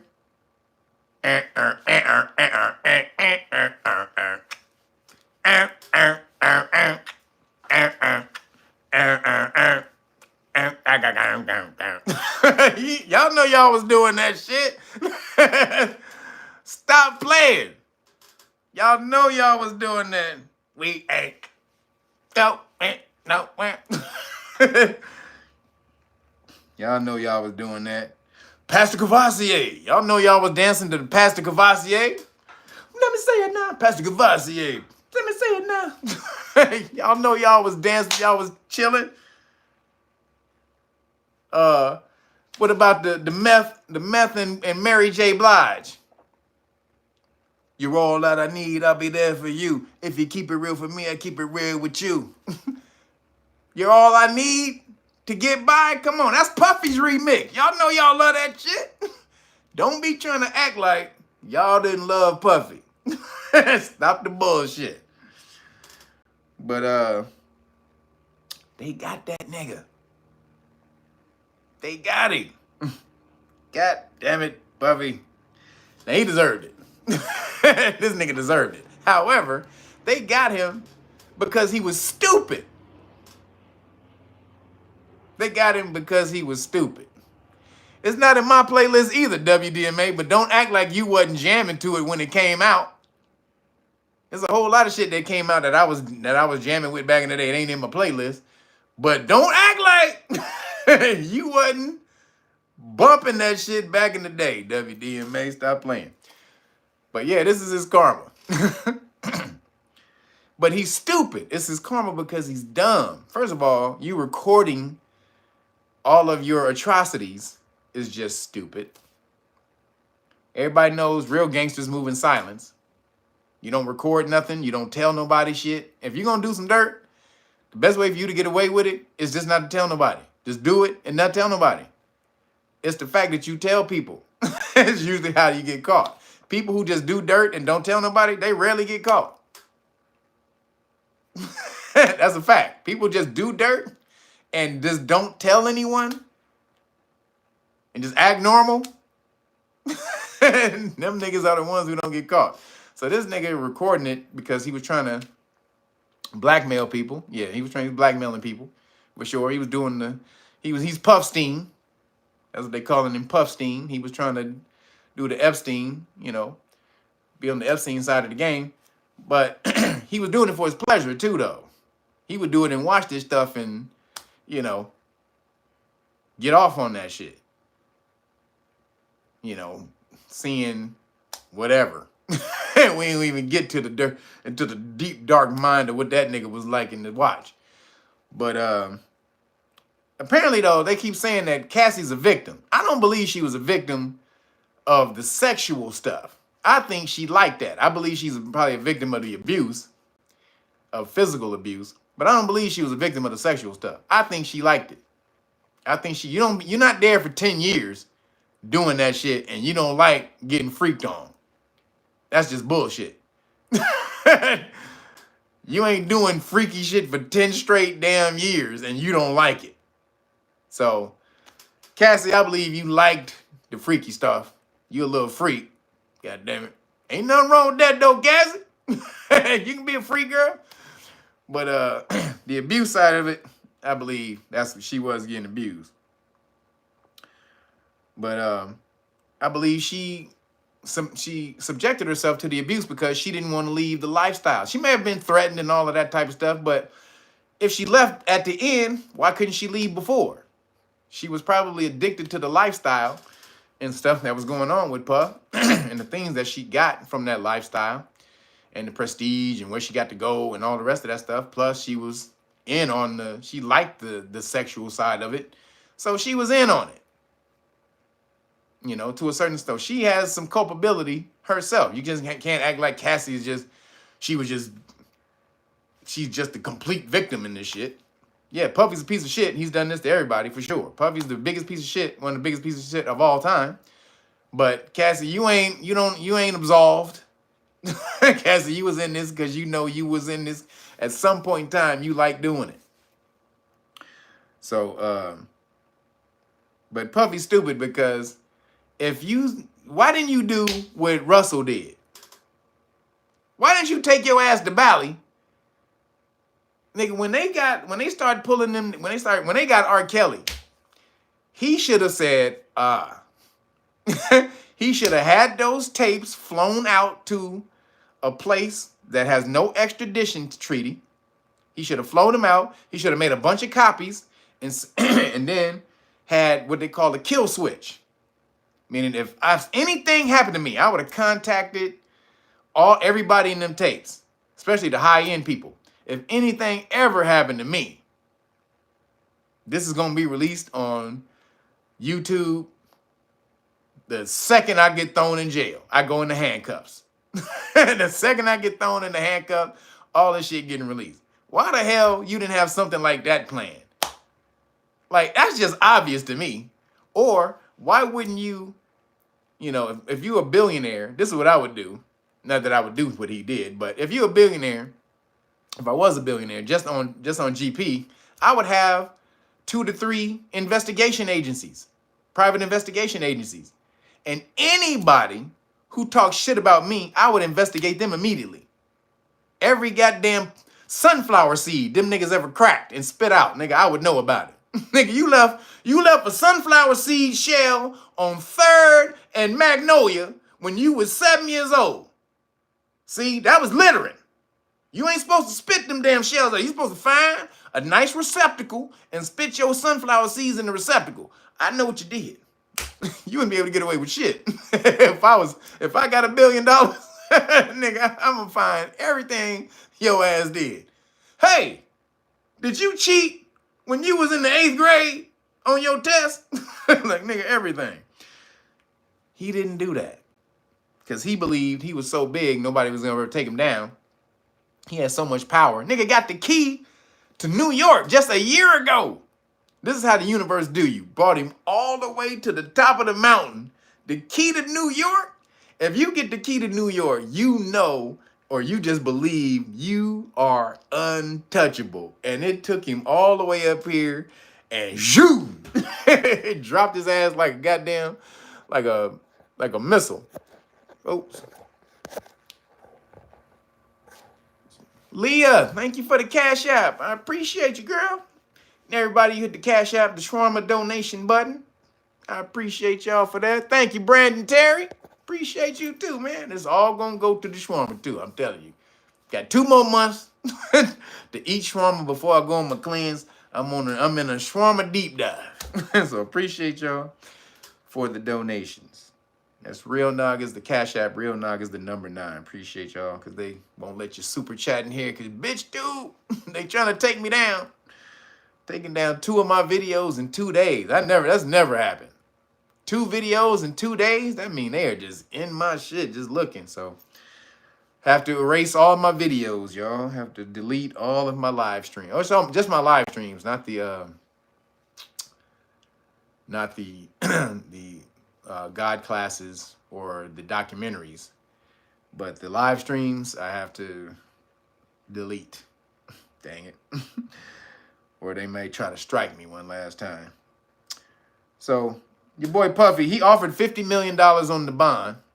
They said nope. They said hell to the no. He offered his plane. They offered his house. So he turned himself in. This is why I say why he's stupid. This nigga flew back into New York so that he can turn himself in. Because he believed that was showing good faith to the police. And they would let him out on bail while the case was going. You are stupid. Nigga, you should have bought a house right next to Russell Simmons in Valley, nigga. You should have been gone. He is an idiot. Like, you think you on top of the world that much that you not gonna go to jail and you know you've done all of this crap? And you just felt, oh, none of that karma's gonna come back on me. Well, this nigga may never get out of jail ever again. Because they said no. They appealed the bail, and they said, hell no, nigga, you trying to get out here so you can start intimidating some of these witnesses that we have against you. They said they interviewed over 50 witnesses to get him. So 50 people are willing to speak against Puffy, and Puff is like, I got to talk to every last one of these niggas. How can they like, no, we're not going to let you get out and get to them. So he's going to, at some point in time, try to appeal it again. Try to appeal again. But, and then he was like, I won't eat. He was trying to say, I'll just stay at home. I won't, you know, you can take away all my computer stuff and this and that. I won't talk to anybody, just my mom. And about, nah, nigga, nobody. You know, Puffy been rich for what? For 30 years, y'all. He's been rich longer than he hasn't been rich. He's been rich for 30 years. Like living lavish, lush life, rich life for 30 damn years. This nigga is going through withdrawal right now. Being in a little 3x5 cell, 15 square feet. That's crazy. After you got super mansions and shit like that, this nigga is going through it.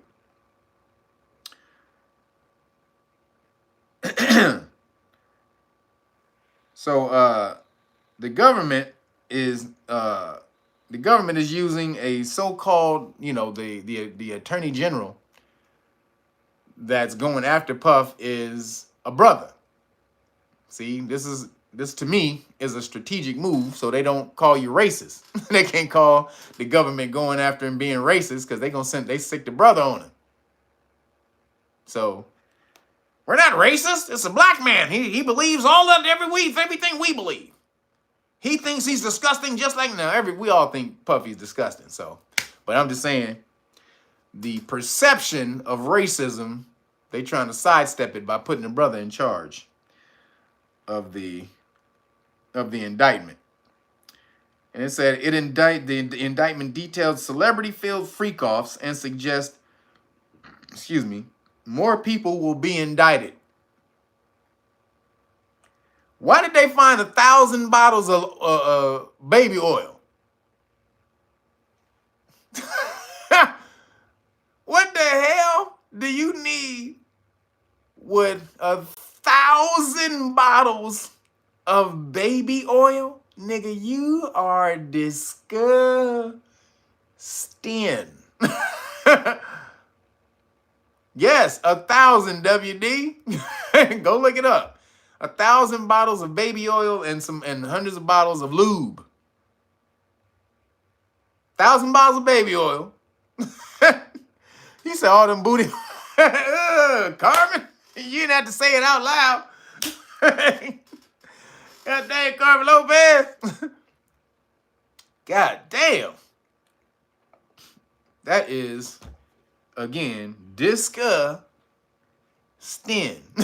Damn it. Jesus. 1,000 bottles of baby oil and lube. Oh, Puffy. Come on, bruh. Then, you know, you got to look at, they're starting to look at, is Usher and Justin Bieber going to be called to testify? Oh, this is getting damn.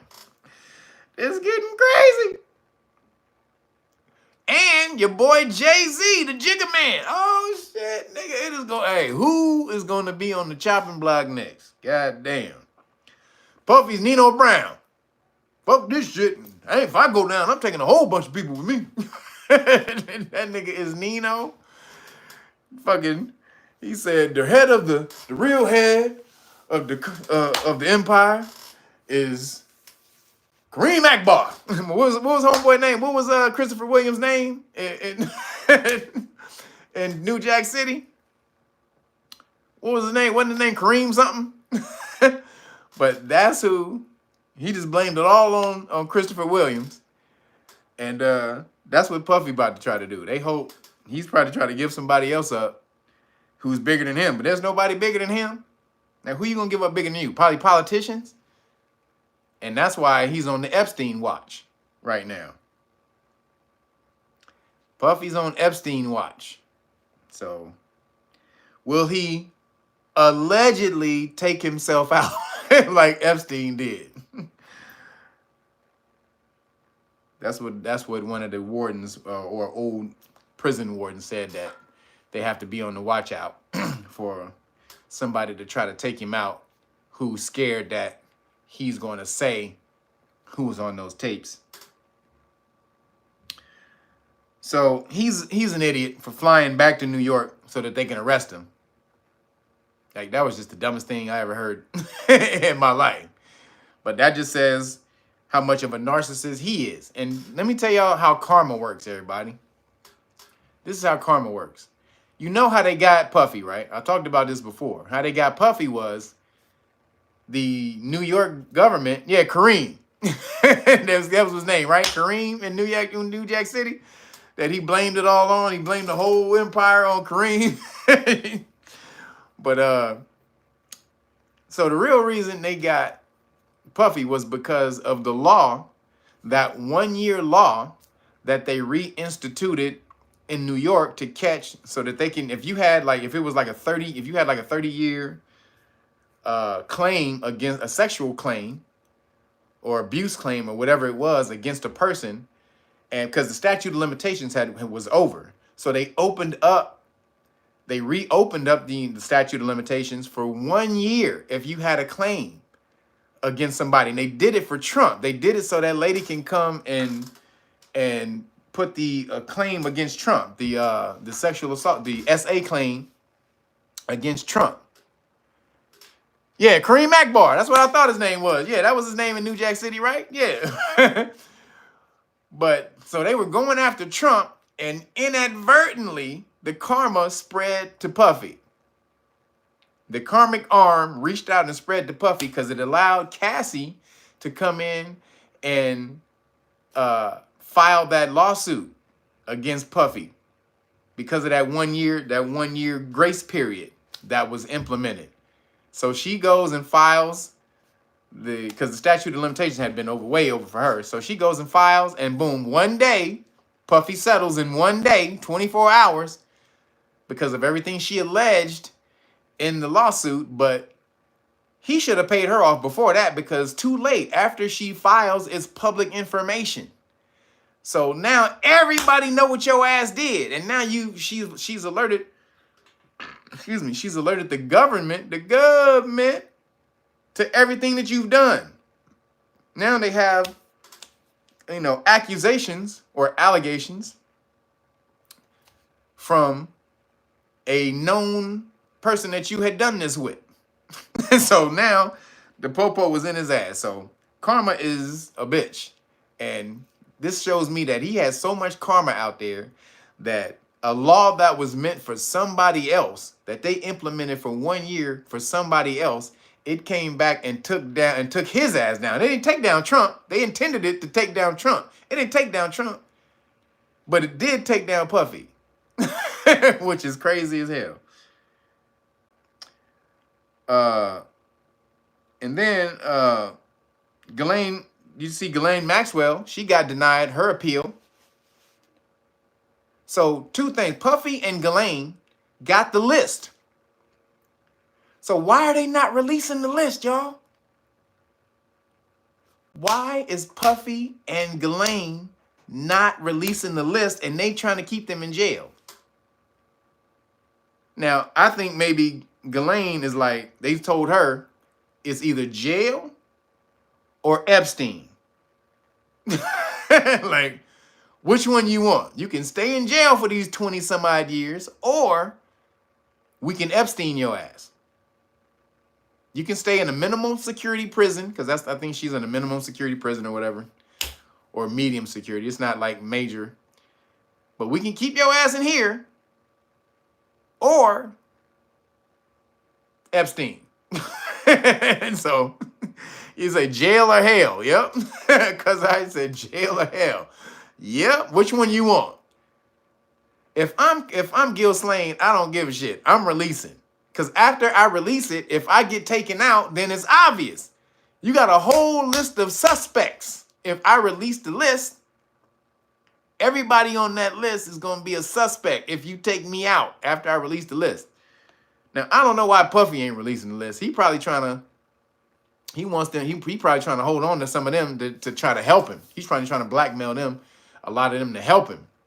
But if I'm Puffy, I'm like, nigga, this list, if I go to jail, I'm Nino Brown and everybody. And that's how this go, nigga. I'm Nino Brown and all you niggas. But of course, y'all, everybody knows this is, you see how this came out right after the second attempt on Trump. Do y'all see how he was arrested after the second attempt on Trump? What a coincidence that the second attempt on Trump happens, and then to take that completely out of the news cycle, they go and arrest Puffy.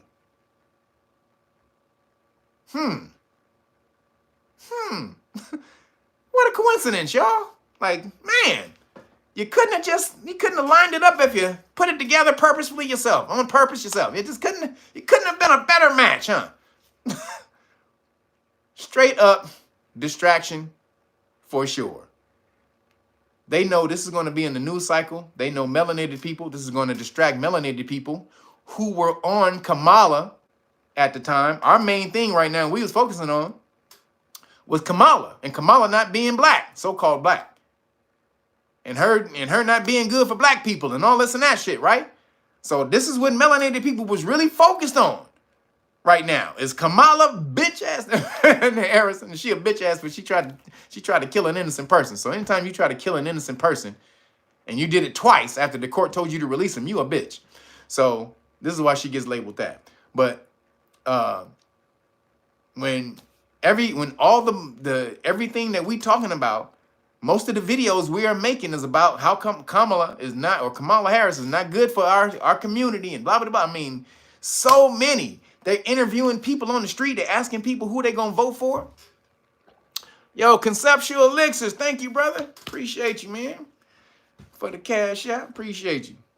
But if y'all seen any of these men on the street and all this type of stuff, everybody they going out and asking who they voting for, it's like 80% Trump.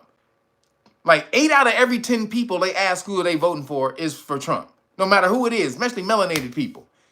And this is on CNN. They had to admit it. Don Lemon, bitch ass. Don Lemon. his sweet fucking lemonade ass. He had to admit it. They don't want to. They would cut these videos up to make it look good for Kamala Harris if they wanted to. But they can't. Everybody like, yeah, I'm voting for Trump, nigga. Fuck this shit. I had more money in my pocket when Trump was around. Shit was crazy. Shit was better when all these goddamn Venezuelan niggas in my goddamn neighborhood taking over shit. Fuck this. We voted for Trump. So they like, shit. They doing, they do what they call internal polling, right? So whatever they tell you out in the public is not the real shit. They do internal polls where they test way more, and they really have they have a real idea of what's about to go on. And they've done that shit, and they were like, holy shit. Holy shit, nigga. Everybody's for Kamala. I mean, everybody's for Trump. So they needed a distraction in the cycle, in the news cycle, so that melanated people would focus on that. And who a bigger fish than P-Diddy? They was holding that, and P-Diddy should have known that they were holding him as an ace in the hole for when shit got bad in the public news cycle. You a dumbass if you didn't know that. She call you Dumb Diddy. Dumb Diddy, dumb Diddy, dumb Diddy, do. Like, nigga, you the Dumb Diddy. If you didn't know that they were saving your ass as a sacrifice for when it got bad for the Caucasians, the Caucasoids. When it gets bad for them, they always gonna pull the nigga and put him in front of the crosshairs. You should have known that. So don't get caught in the distraction. Stay with the Kamala's whack. Stay focused on that. Ain't nothing nobody can do to help Puffy. Fuck Puffy. He made his own bed. Dumb as hell. Flew back so they could arrest him. So that they can arrest him. He's an idiot. That nigga's completely an idiot. Didn't fly the tapes to some place that that had no extradition, where he could have had it as a bargaining chip. He's just a big dumbass. So I ain't got no damn sympathy for Puffy. Fuck you, nigga. So moving on.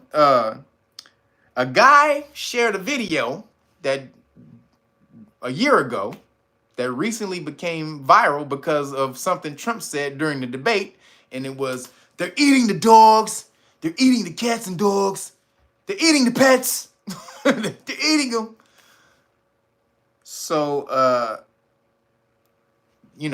the media, the woke media immediately jumped on that and said that it was wrong. You're bringing turmoil and pain to the Haitians of Springfield who just came here for a better life and a better job, and you're just bringing all this pain and hatred and racism. But if you talk to the people in Springfield, most of them are like, I don't know if I necessarily seen them eating one per se, but I did see a dude driving around in a van with a bunch of cats, picking up cats. 3 people said that. There's 3 eyewitnesses in Springfield that said they saw that. They didn't say they saw him eating, seeing him eating. They didn't say they saw them eating the cats, but they did say they were picking up the cats off the street in a van. Then you had brother said, the brother who went in front of the city council said they cutting the heads off of ducks in the park. So all the backlash said you're just bringing all this hate and visceral, this tragedy that the Haitians are trying to, like, no. Are the Haitians really doing some shit over there? Are they really? Are they really eating the ducks? Or the ducks and the cats? So they said there was no credible evidence, right? No credible evidence. So in the wake of the no credible evidence, a video pops up that was shot over a year ago of a nigga barbecuing cats on the grill. Did y'all see the video? This nigga had 2 cats on the grill. Hey, nigga, that's a great name for a restaurant. Cats on the grill. Hey, nigga, where you go? Hey, nigga, going to Cats on the Grill, get a couple of drinks? Cats on the Grill is a great name for a restaurant, ain't it? Or a little bar or something? Cats on the Grill. Hey, somebody better steal that. So, it was 2 cats left on the grill, y'all. Did y'all see it? So, the Democrats, the bitchocrats, they tried to come out and said, don't want cats, it was cooking chicken. The chicken's legs were straight up in the air like this. When have you ever seen a dead chicken where the legs is straight up in the air like this? Rigor mortis, this on his back, and the legs were straight up in the air. 2 of them. The hind legs. It was like goal. It was touchdown. It was like field goal. The cat's leg was making the field goal sign, y'all. But apparently it was supposed to be chicken. And then in the video, it was another cat walking around under the grill. It was a black cat walking around under the grill. And the dude who was filming, he like, nigga, you better get out of there before they put your ass on the grill like the homies. He said, nigga, you better get your ass out of there.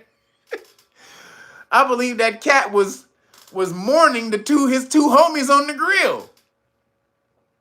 That cat was walking around mourning his 2 homies on the grill.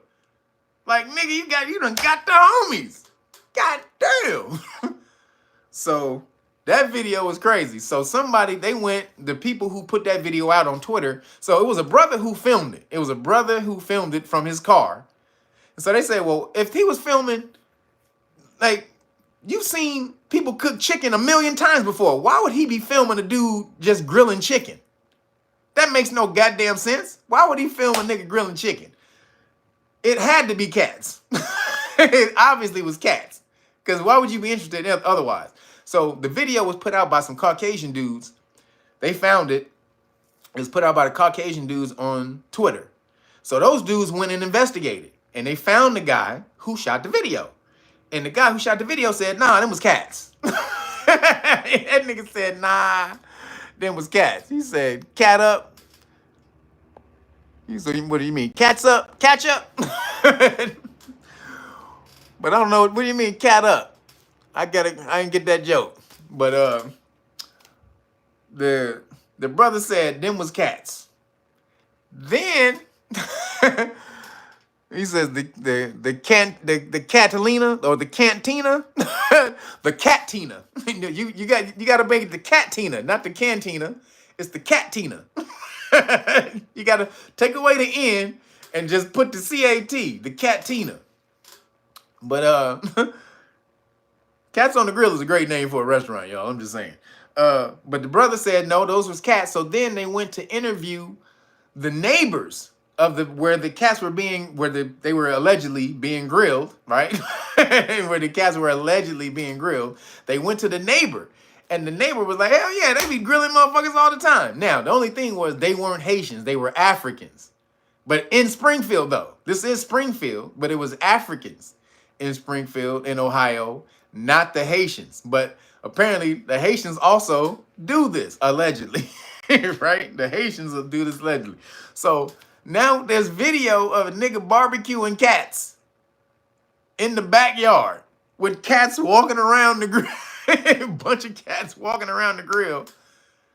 But no, this is bullshit, y'all. This nigga walking around the grill while his homie's being fricasseed up there with his legs straight up in the straight up in the air like this. What the fuck? It's chicken. The nigga, them chickens, them had to be Shaquille O'Neal, fucking Kareem Abdul-Jabbar chickens. Them legs was, them chickens was sky. They was dunking on niggas and shit. They was the biggest chickens, tallest chickens you ever seen in your damn life. If this was chicken legs. Nigga, fuck a turkey leg. If them was chickens, fuck a turkey leg. I'm just saying. What chickens die on their back with their legs straight up in the air? Can anybody show me a picture of a chicken dying on their back with their legs straight up in the air like rigor mortis? There's no such thing.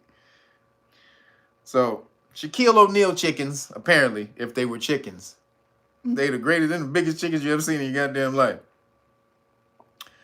So, this is the thing, though. The Haitians and the Africans, they don't know that Americans love cats over here. They don't understand how Americans love pets.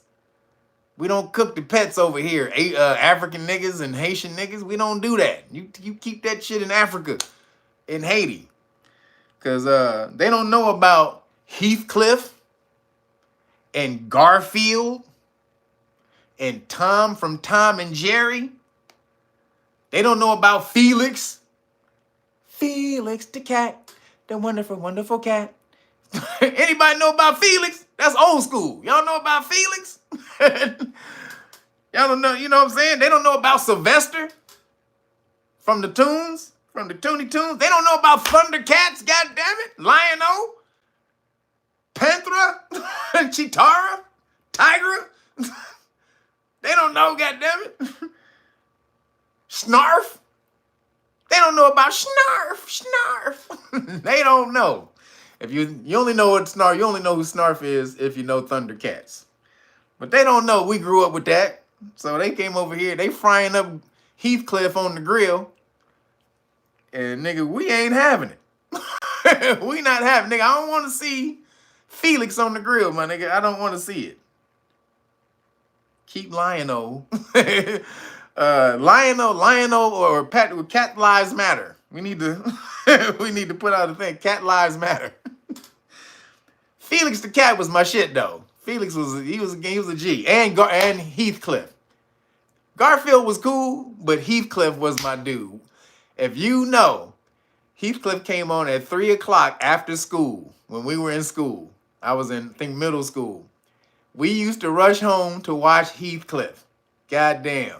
Heathcliff was the funniest because Heathcliff didn't take no shit. Heathcliff walked around, he smacked shit out of you. Heathcliff was the gangster cat. Like, what you say, motherfucker? Like, nigga, I'll smack shit out of you, nigga. That's Heathcliff. That's why we love Heathcliff. You said, as somebody said, Azrael from the Smurfs. Yep, Azrael.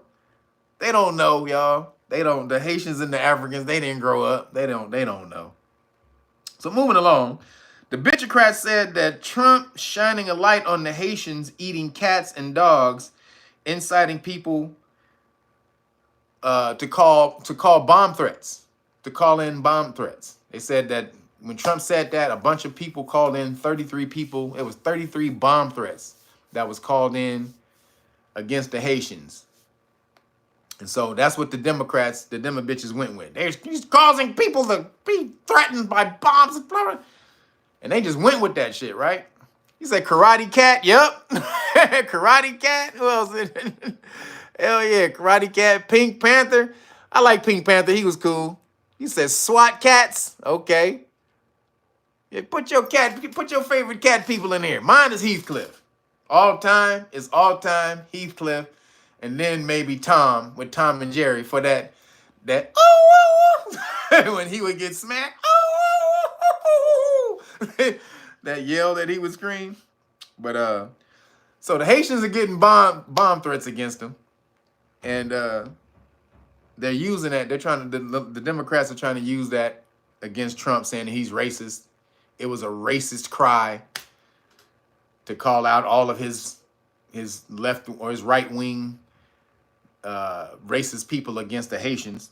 But then the governor of Ohio came out and said almost immediately, and he confirmed that the bomb threats were a hoax from people overseas.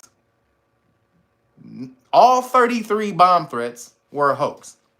Now, do you think that any of the mainstream, the media, or the Democrats or any of them came out and said, oh, our bad, that was a bad report that we said? Nope, they keep on pushing it. Trump he got 33 bomb threats called in, but the governor himself came out and said that was a hoax. It was from people overseas, all people overseas. So absolute bullcrap was going on but the Haitians, they don't, the Haitians, you can't just drop 20,000 people in a town of 60,000 people and don't think that it's going to disrupt some shit. Of course it's going to disrupt everything. Just like if you took 20,000 Caucasian people and you threw them into the hood with all melanated people. And they started, taking all the resources from the melanated people. It would be the same thing. So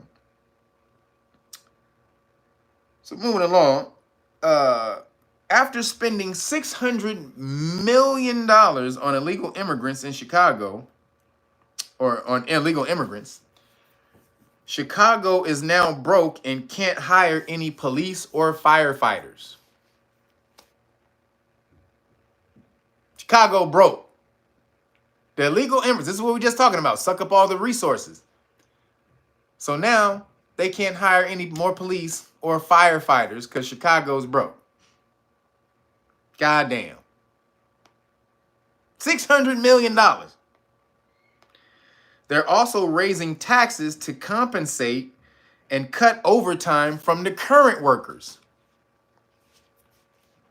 So they're raising property taxes in Chicago so you can pay for the illegal people. And they're cutting the overtime from the city workers.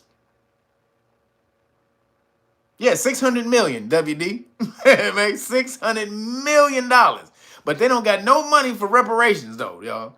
But we can give $600 million to illegal immigrants who don't got shit to do with America, who hasn't worked for shit, who hasn't come over here and put any work in the system, any money into the system. They haven't fixed up any part of the system. They haven't done anything. They're only raping it, expecting you to have to give up your portion that you work for and your ancestors work for. You have to give it up to them. Now, it's messed up because those people may need help, or they're living in places that were destabilized by America. So you might say it's America's karma, but it ain't the people's karma in the hood. The people in the hood didn't do that. It's the politicians who destabilized these people's countries. But of course, they visit the karma on the lower class people. This is where all the karma comes back on. So Chicago is now has a $932 million deficit. Almost $1 billion deficit because they've given over $600 million to illegal immigrants. How crazy is that? $600 million to illegal immigrants. So now they $932 million in debt. You think Chicago people, y'all need to be pissed. And I've seen it. Y'all are. I've seen the town halls and the council meetings. But everybody in Chicago need to be pissed. Seriously. Everybody in Chicago, all y'all need to be pissed, especially if you melanated and illegal immigrants have gotten $600 million and they tell you, nigga, you can't you can't get one food stamp. but we're going to give all this money to the illegal immigrants. Okay. So Chicago mayor was Brandon, whatever his name is. He's still he's still doing the dirt. He's still out there working for the people, for the illegal immigrant people. So just thought y'all should know that. So moving along, your boy P-DIDDY, he threatened to go to war with NATO if NATO supplies Ukraine with long-range weapons. So it's escalating. This shit is going down, y'all. Putin says, nigga, if you give Ukraine any long-range weapons, it's about to be on and popping, my nigga. It's about to be on and popping, nigga. On site, my nigga. That's been Putin told him, on site, NATO. Let me see you get him one damn long-range weapon, baby. It's on site. So, well, NATO said, let's just see. So then he said, okay, then, if y'all gonna do that, I'm gonna give nuclear weapons to Iran. Now let's see if that evens the playing field, my nigga. So he's like, all right, y'all want to give Ukraine, NATO, you want to give them long-range weapons? Because they gave them long-range weapons, and now they're striking major Russian cities with the long-range weapons. So it's really going crazy. They're striking a lot of more civilians in these main cities in Russia. So Putin was like, all right, nigga. Word? Okay. I'm about to give Iran a bunch of nuclear weapons. How about that? How about that? I just give Iran a bunch of nuclear weapons. See what happened. So, but apparently he's already given Iran some nuclear weapons. So, it's about to go down, y'all. And who's going to be in charge of it all when it goes down? Kamala Harris. Kamala's going to stop everything, everybody. She's going to fix it all. NATO, Putin, nuclear weapons. She's going to fix everything. She's going to get in there and word salad the fuck off. She's going to be like, Putin, destruction of the world is the world's destruction. So, in essence, it was also the destruction of Russia, because Russia is within the world. And then how would Russia look if Russia destroys the world that Russia is in? So we can't allow the destruction of the world, because that would, nigga, bitch, what are you talking about? Because we need to understand what's strengthened in the future is going to be, or what's unburdened in the past is going to be, or unburdened in the future. I don't know what I'm saying. Just listen to me.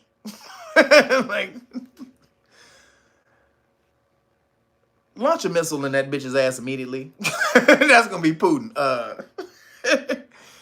Launch 2 missiles in that bitch's ass, because she at home cornholing her husband, so she may need 2 missiles to satisfy her. So give Kamala 2 missiles so she can use 1 for some other purposes. But she not gonna stop Russia from doing anything. That's her plan. So then old Khazaria drone struck Russia major weapons depot, causing a supermassive explosion with a bunch of Russia's weapons. So that's why they're like, look, nigga, we about to stop playing with y'all. We about to pull the gloves off. So far, Russia ain't launched one crazy super hypersonic missile or nuclear weapon or nuclear missile at them at all. Because I believe Putin is trying to wait to see if Trump gets into office. He said he wants Kamala to get into office, but I don't think so, because Kamala just going to keep all this bullshit going. If Trump gets in there, he really going to try to stop it and come bring it to an end. So I think he's trying to hold off and to see who wins the election. And if Kamala wins the election, he going to mash out. if Trump wins the election, he not gonna do it. But so they blew up a bunch of weapons in Russia. That's why Russia's like, nigga, woo, nigga, you, woo.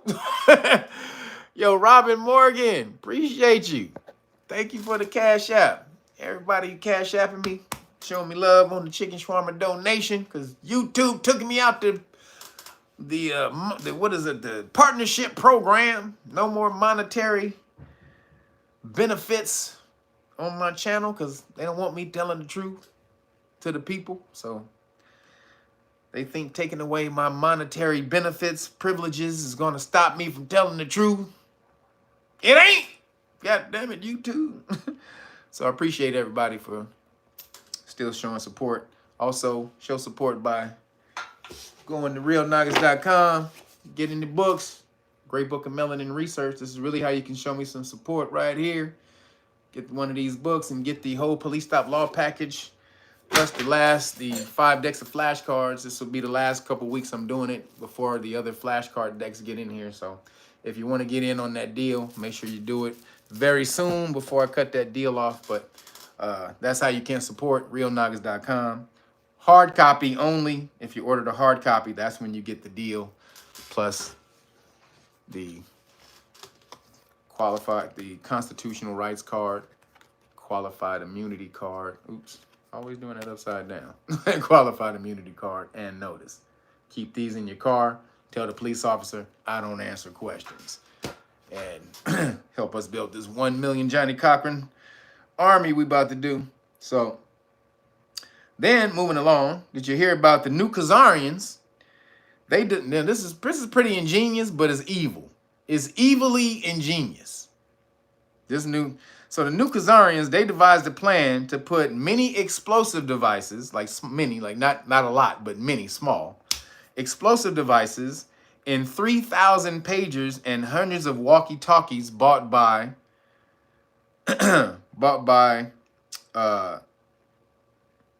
Hezbollah. So Hezbollah, they were saying that the new Khazarians could track them through their phones.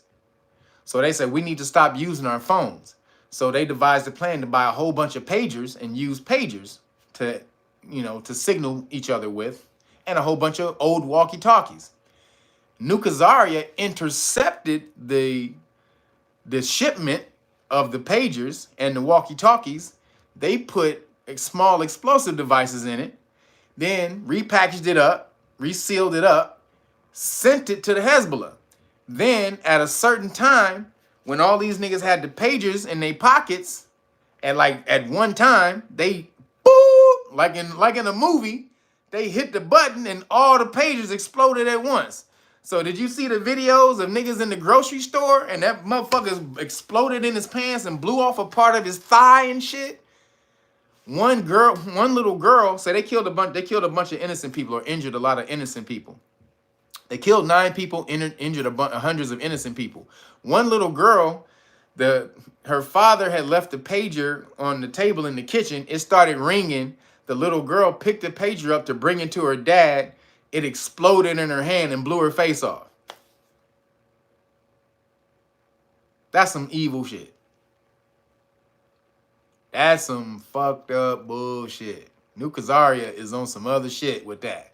Now, it's a very ingenious plan. I'm not gonna slide them on that. It's evilly ingenious to do some shit like that. But how does that not make you a terrorist?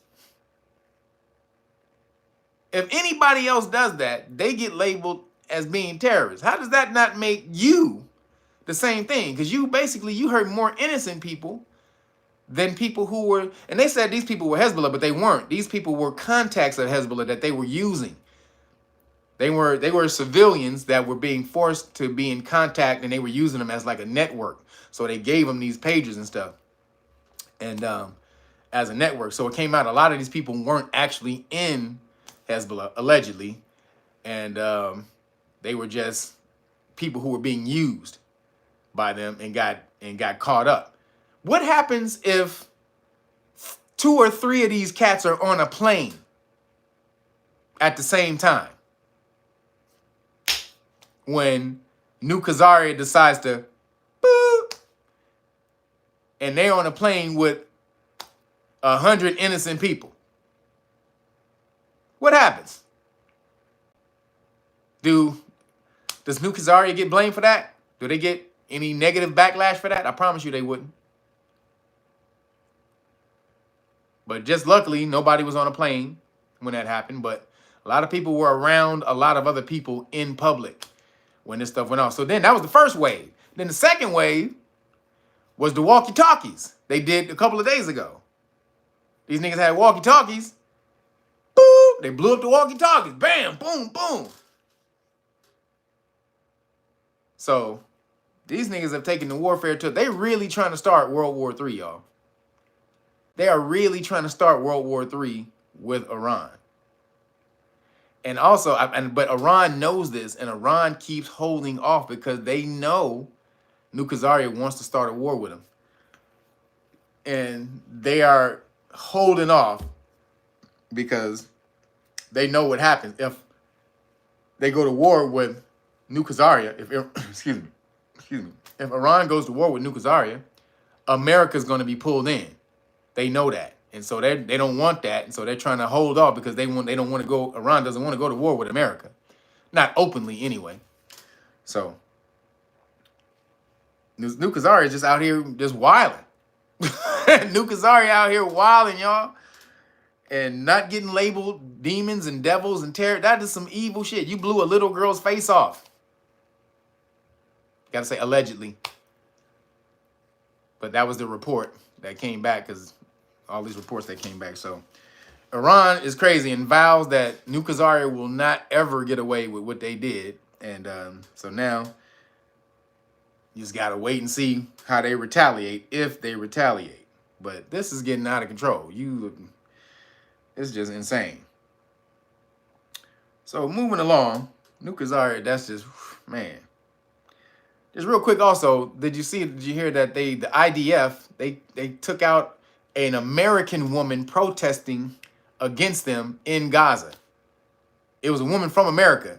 So she wasn't like Israeli. She might have been Israeli too, but I think she was. She was an Israeli American actually. She went over to Gaza to protest against them on the Gaza Strip, and the IDF took her ass out. And she's an American, New Khazarian. She's an American Khazarian, and they killed her.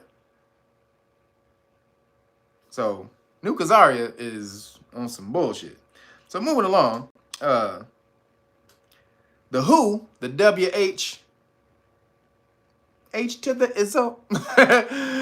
So the treaty is back, y'all. It's back in effect. Remember, the WHO treaty is back in play. But the House, shout out to the House on this one. The House passed a resolution on 9/11 saying that no treaty can go through without the approval of Congress. Shout out. Go ahead, House of Representatives. Saying that no treaty can go through without the approval of Congress. So shout out to them for that one. Because the Biden administration, they came out and they said they wanted to outsource America's public health system to the WHO. They wanted to outsource it. Basically, just have them take it over. So whenever some shit goes down, America doesn't have to deal with it. America, we have a whole Department of Health and all these different departments. But no, we want to outsource, or America, the corporation wants to outsource the health system to the WHO. And why do they want to do that? That brings us into that new world, that one world government. That's the subversively how they get us into globalization, is in a treaty with the WHO. And then they build on top of that. So in the treaty, it says that the WHO will be subject to no criminal prosecution and civil. No civil or criminal. It just says no prosecution. So that's criminal and civil. So anything that they do, they have the power to call Pandeezy lockdowns and say who can, not even with no evidence. They can just look at something and say, oh, we think this is this, and then, you know, this is going to be dangerous for the world. We need to lock it down. And they don't have to prove anything. They can just lock shit down just on a whim. This is in the treaty. And so also in the treaty is they're subject to no prosecution. So if they're lying, if they're bullshitting, if they're trying to, you know, allegedly take out the world or control the world, there is no prosecution for them in the stipulations of the treaty. That's crazy. So it's back on the table. It has complete immunity from wrongdoing. Yeah, WDM says, shit. Shit. But it's real, WD. They said hell to the no. And then, hold on a second.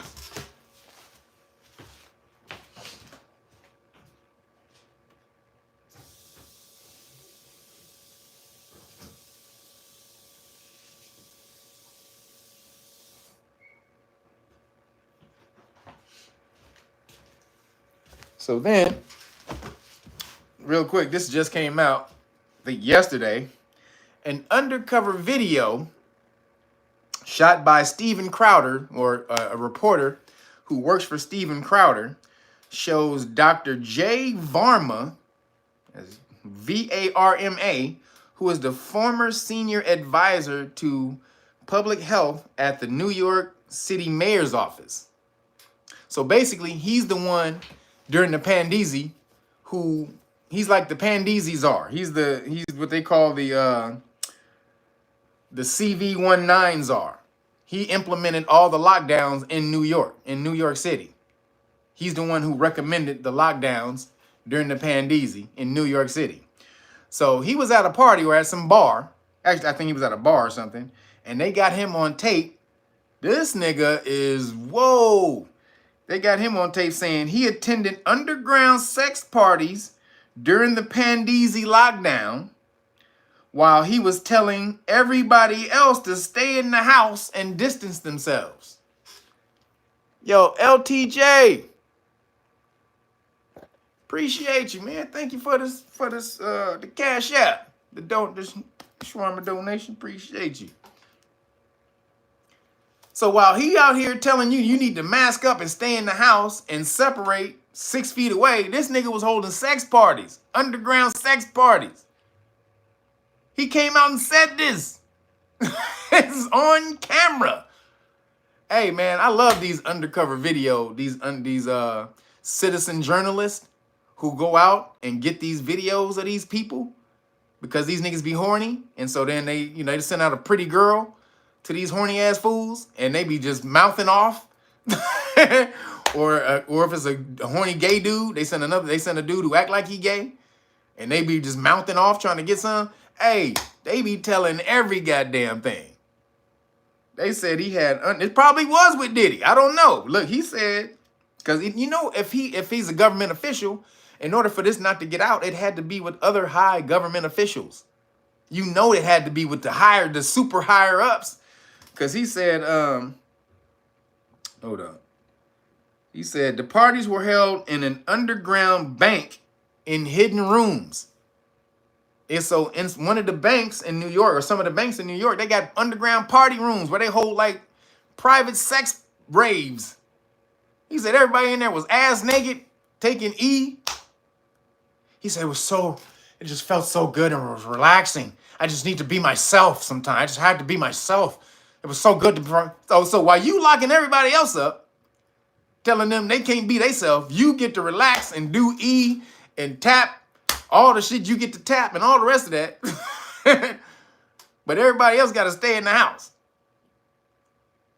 Boy, all of this shit is bullshit. It's all coming out. So he came out and was like, well, I said those things, but it was taken out of context. You have to believe me. It was taken out of context. They spliced it together to show. Like, nigga, how did they splice it together that you said fully straight? Yeah, we had a bunch of E. Everybody had about, one of the parties that had about 8 or 10 people. It was just so good. Everybody just felt so relaxed and relieved to be able to just take their clothes off and walk around. We were just, nigga, you said this. You said that we went to a party in a bank, underground bank, or one of the rooms under the bank, and got your freak on in one of these freak parties. Now, I think Puffy might have been part of one. I ain't saying for sure, but Puffy got the key to the city. So that kind of let me know Puffy's in there on the high up. And why would you not call Puffy if you having a freak party during the Pandizzi? Of course you gonna call Puffy if you having a freak party during the Pandizzi. I bet you, yeah, Mayor Adams, I bet you he was there. For sure. I bet you Mayor Adams was there. So, hey, man. He said the only way he could do his job is that he had to blow off steam. The only way he could lock other people down was if he wasn't on lockdown. Huh? The only way that he could lock other niggas down is if he was free to be who he wanted to be. He had to really, yes. Oh, God. Thank you. Thank God. Oh. Whew, I was fucking just having a time of it in there, man. God damn. You, get your fucking ass back in the house. Yeah, you. Yeah, all of you, back in the house. Get back in the fucking house, man. Me, I just can't do it, man. Mentally, I just can't cope. I just can't do it. But you, like, nigga, me? I gotta go in the house, not you? Yeah, oh my God. I just couldn't, whoa. I just need to be myself. Couldn't be myself in there, man. Just couldn't be myself. So, fuck him for locking everybody else down and holding freak parties where nobody else could tap and be freaky. Let you know this is all a game, everybody. It's all a game. But you have to kind of work the game because the game does affect you. That's the thing. You're in this game and it does affect you a little. So you have to kind of put your own energy out there on how you want the game to go. Just don't take it as it comes. So moving along, in Skittle news, in Palo Alto, California, out here, at Herbert Hoover Elementary School, they are reconstructing the school to include gender-neutral bathrooms. So they're breaking the school down, they're rebuilding, they're tearing it down, and they're rebuilding the school to include gender-neutral bathrooms. This is at an elementary school, y'all. Herbert Hoover Elementary. We have to get rid of the normal bathrooms that we already have that work because they're not inclusive. We need gender-neutral bathrooms for elementary kids. You talking about 7-year-olds, y'all. You talking about, so a 7-year-old gonna come and tell you that they non-binary, that they're a woman, that they're a boy when they're a girl, they're a boy, a girl when they're a boy. And hey, I'm just gonna believe that shit. Because a child knows exactly who the fuck they are at 7. And I'm gonna fucking tear down the whole school because this little goddamn 7-year-old who don't know shit about nothing in life at this point come and tell me that they're not who they believe, who they were told they are. So I'm gonna tear down the whole school. Okay. So the story got traction because little 3rd grade girls and their mothers testified in an open forum to address the reclassifying of the bathrooms. So one of the girls, one of the girls' concerns was that boys are nastier than girls and more violent. So you got little girls, little 7-year-old girls who got up to the podium, they little cute selves. I don't think that boys and girls should go to the same bathroom because boys are nasty and they sometimes like to hit us. They were so cute, little munchkins. Little cute munchkins up there. Stick up for yourself, little cutenesses. We don't want boys in our bathrooms. Like, that's right, goddammit. The girls have to start fighting back. They got to start standing up for this. Otherwise, it won't work. If all these woke ass white chicks just be like, just constantly bow down and capitulate to this shit because they don't want to be canceled or they don't want to seem as being racist or whatever the hell, trans, phobic or whatever the heck they talking about. So shout out to those little 7-year-old girls. They all got up there one after another, just, I don't like this. I don't want it. Like, that's right, baby. That's right. I'm with you. So, and then they said the school board adjusted by saying, we will keep the bathrooms clean. That's how they responded. Well, we're going to keep the bathrooms clean because they said boys are nastier than girls. Well, we'll just clean the bathroom. That ain't it. Little girls don't feel comfortable around little boys. If we clean the bathrooms, that'll clear everything. Clear it all up. Like, no, fool. These little girls don't want to be, they want to feel comfortable around other little girls.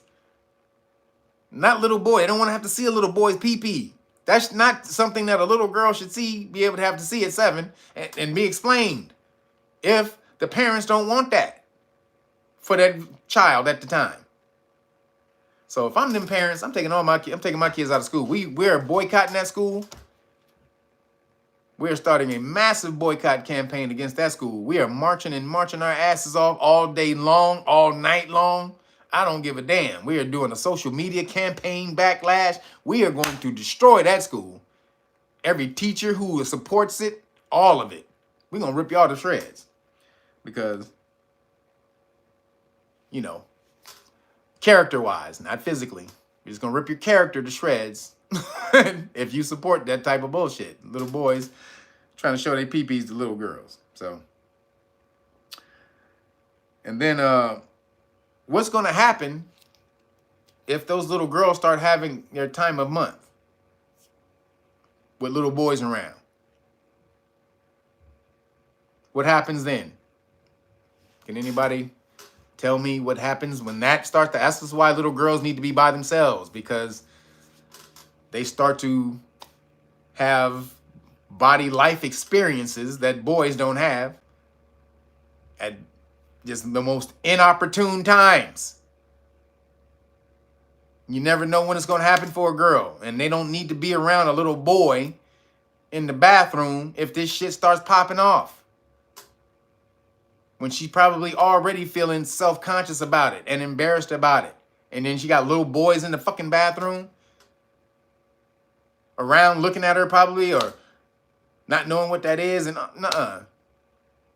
shout out to those parents for standing up, and shout out to those little girls for sticking up for themselves.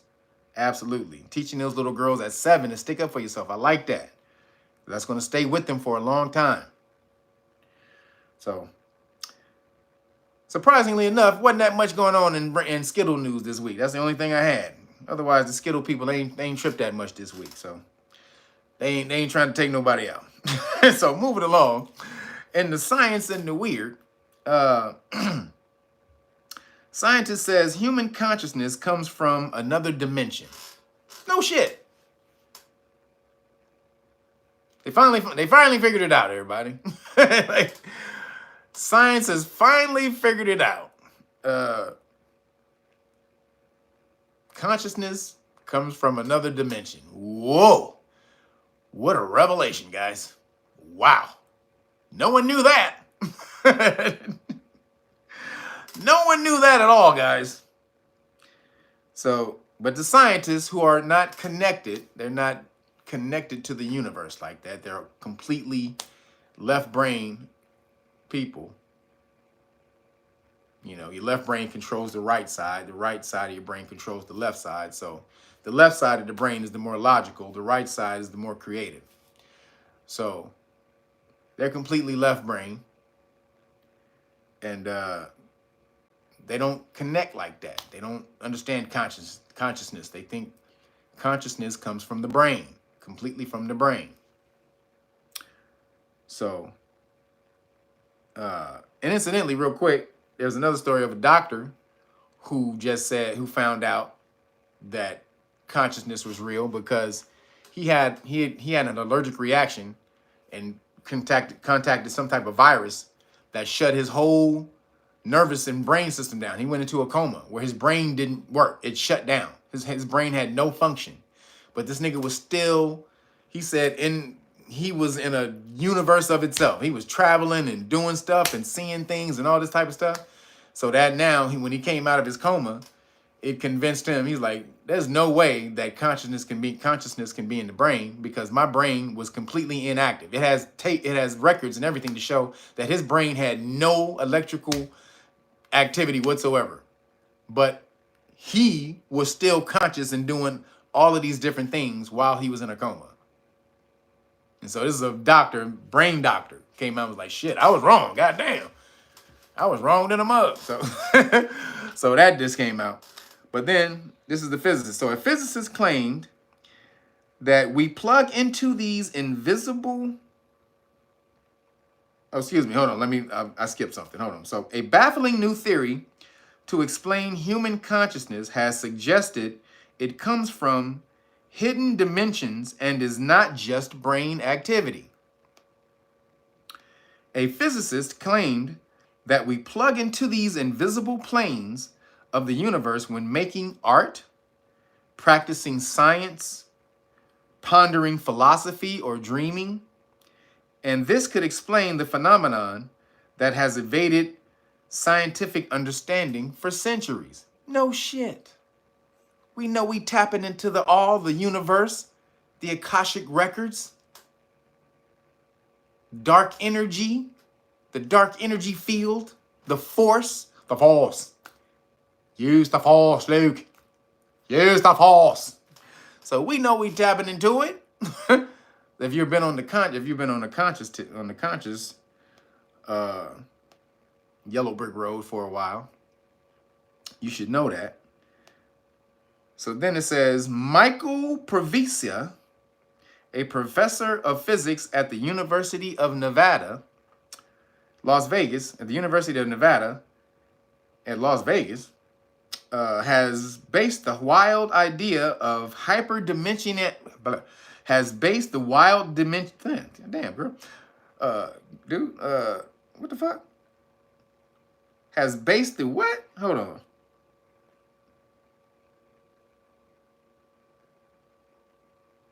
Has based the wild. Oh, here it goes. Has based the wild idea on hyperdimension. Damn, what the fuck is this? Hyperdimensionality. I think that's what they were trying to say. Has based the idea on hyperdimensionality. So we live in different dimensions at the same time. An idea that the universe is made up of more dimensions than just the four we perceive: height, length, width, and time. Then it says, one leading theory suggests that consciousness is related to how much information is integrated between the different parts of the brain. The more information is connected and integrated, the more conscious a being is thought to be. So, are you the sum of information that you acquire? You are just the sum of all of the information, consciously and subconsciously, because you things that you don't see, you're still taking in that information. Are you the sum, or your consciousness is your consciousness the sum of all of the information that you acquire, or is your consciousness a product of interdimensionality, meaning just of you living in different dimensions all at once and being able to pull from those different dimensions all at once? Which is it? I'm looking in here to see what y'all say. Or is it both? A result of external stimuli, okay? That's a classic. Oh, you're talking to somebody else. What is it? Both? Okay. Flow Rider says both. Carmen Lopez says both. Okay, we got both. We got two boths. Maria Carbajal, she don't know. She thinking. Come on, girl. You ain't got to think about this. Okay, KJD says at all at once. Okay. Everything, everywhere, all at once. Okay, like the movie. Excuse me. All right. Summer Breeze says Bo. Preston Davis, Bo. I'm just messing with you, Maria. All right, Theo, both. All right. Maria at once, all at once. What is that? Red Child, there. Red Chate of the, what is that? Sikwa? Since we are an ancient people, it may be both. I'm sure I messed your name up. I'm sorry. But forgive me on that. Okay, everybody says both. I would think it's both. So then it says another posit that consciousness, excuse me, another it proposes that conscious mental states are driven by top-down signaling in the brain. Top-down signaling refers to the process by which higher-level brain regions send information, expectations, or context to the lower level of the brain region. Nigga, they trying to go crazy with the explanation of consciousness, right? Or first of all, your energy is never created or destroyed. So the life you live is not the only life you have lived or will live. And you collect information from those lives. You collect information from all those lives that you live in order to propel you to the next one. So this is where your consciousness comes from. And it's a collective consciousness. You are connected to all that is, all things that are consciousness or that are conscious. So you can tap into that. This is what the ancients taught through meditation and breathing and all that type of stuff. You can tap into all those different levels and planes of consciousness if you are skilled enough and disciplined enough, which we are not in this damn life. Sorry, there may be some cats who are kind of disciplined, like some yogis up in India or something.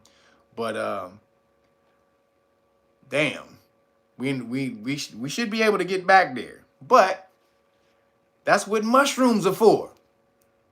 Hey, that's what mushrooms are for, ain't it? We talked about this last week. Mushrooms have their own neural net. And it comes out mushrooms help connect your neural net. I'm about to break this. I think that's in a story I'm about to show in a minute.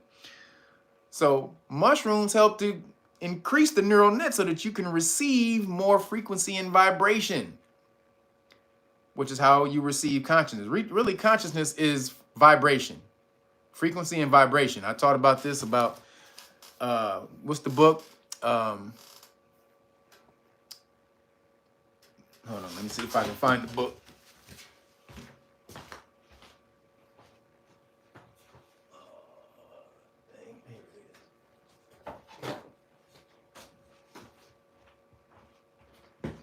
So this book right here. Y'all find this book, Occult Geometry and Hermetic Science of Motion and Number. All right, so you need to pick this up. And in the back, it talks about your brain and how your brain is a tuning fork. I did a God class on this. So if you want to see me really go into depth on this, go look at the God class I did on this. It has a picture of a dude with a brain. And then also, I did this on Black Magic on Bro Rich's channel. So maybe a couple years ago, I did a show about this on Black Magic. It's 363, so you can go look it up a couple years ago. But how your brain is a tuning fork. So everything that you want to know, all the information that you want to know in the universe is all here. It's everywhere. All the information to know and that there is to know is all frequency throughout the universe. and you register that frequency and vibration through your brain. Your brain is like it's like the string on a guitar, or a string on a piano key, on the piano, inside the piano. So when something strikes, it has to be so the brain fiber, or the synapse, is so dense or as thin. When something strikes it, it registers that frequency and that vibration. Your brain fiber, your synapse is the same thing. When vibrations that are super fast, they just pass through you without registering at all. So you have to have something dense enough to slow the vibration down enough so that it registers. So think of Flash trying to vibrate through a wall.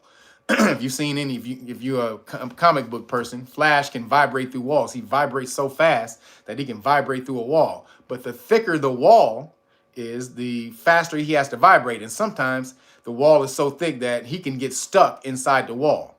So that's your brain fiber. The thicker or more dense the brain fiber is, the better it is at slowing down the frequency or vibration for whatever information you're trying to tap into.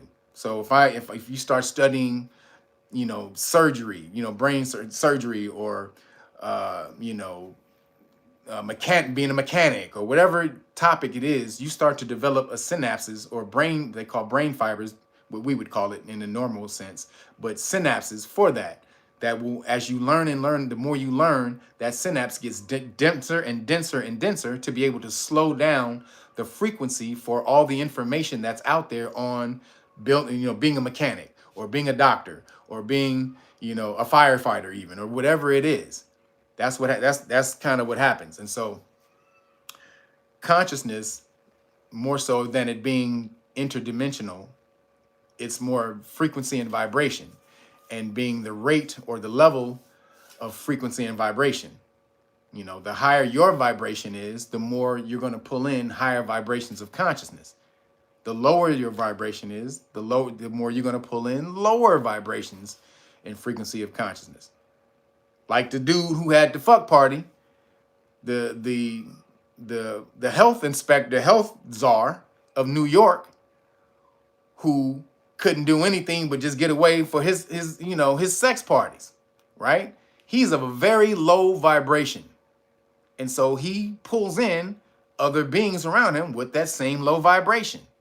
If you're on a high vibrational conscious frequency, you're going to pull in people who are on that high vibrational frequency around you. It just, like attracts like. So that's more so what consciousness is.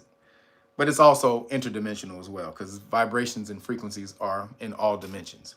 So moving along, scientists then say they may have discovered the origins of consciousness, and it's a theory popularized by Joe Rogan. See, this is where we're about to get into the mushroom thing. Scientists have claimed that the consumption of fungi, psilocybin, which is the chemical that's in magic mushrooms, also known as magic mushrooms, influenced pre-human hominids' brains 6 million years ago. So it was the taking of mushrooms of the pre-human hominids that increased their function of brain in the brain, or consciousness, increased their consciousness.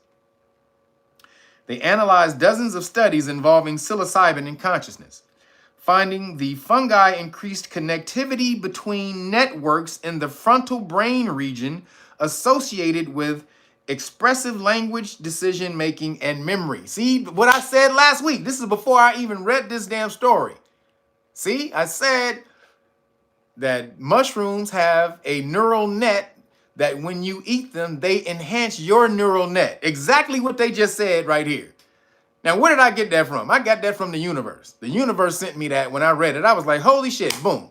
See, when you're connected, you receive information and vibrational frequency of a high level that, boom, that these other cats are they're just catching up to. So again, finding the fungi increased connectivity between networks in the frontal brain region. That means your synapses. Associated with expressive language, decision-making, and memory.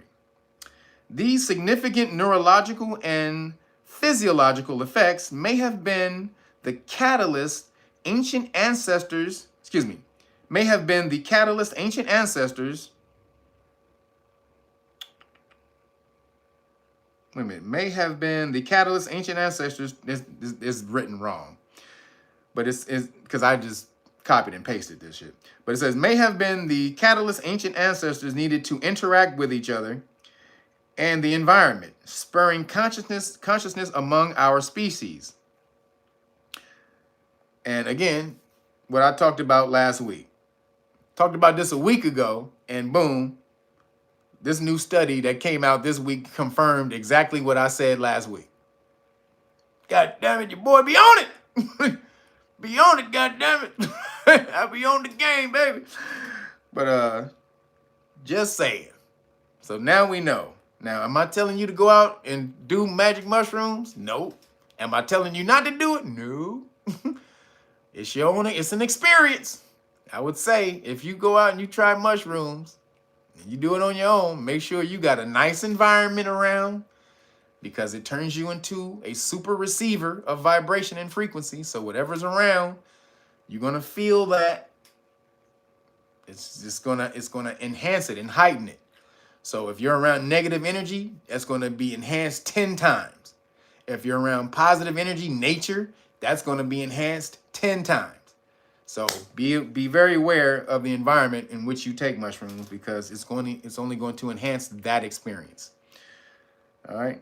So then moving along, last thing in science and the weird, the first of its kind space balloon launches in Florida, fitted with luxury bar, recliner seats, and out of this world views.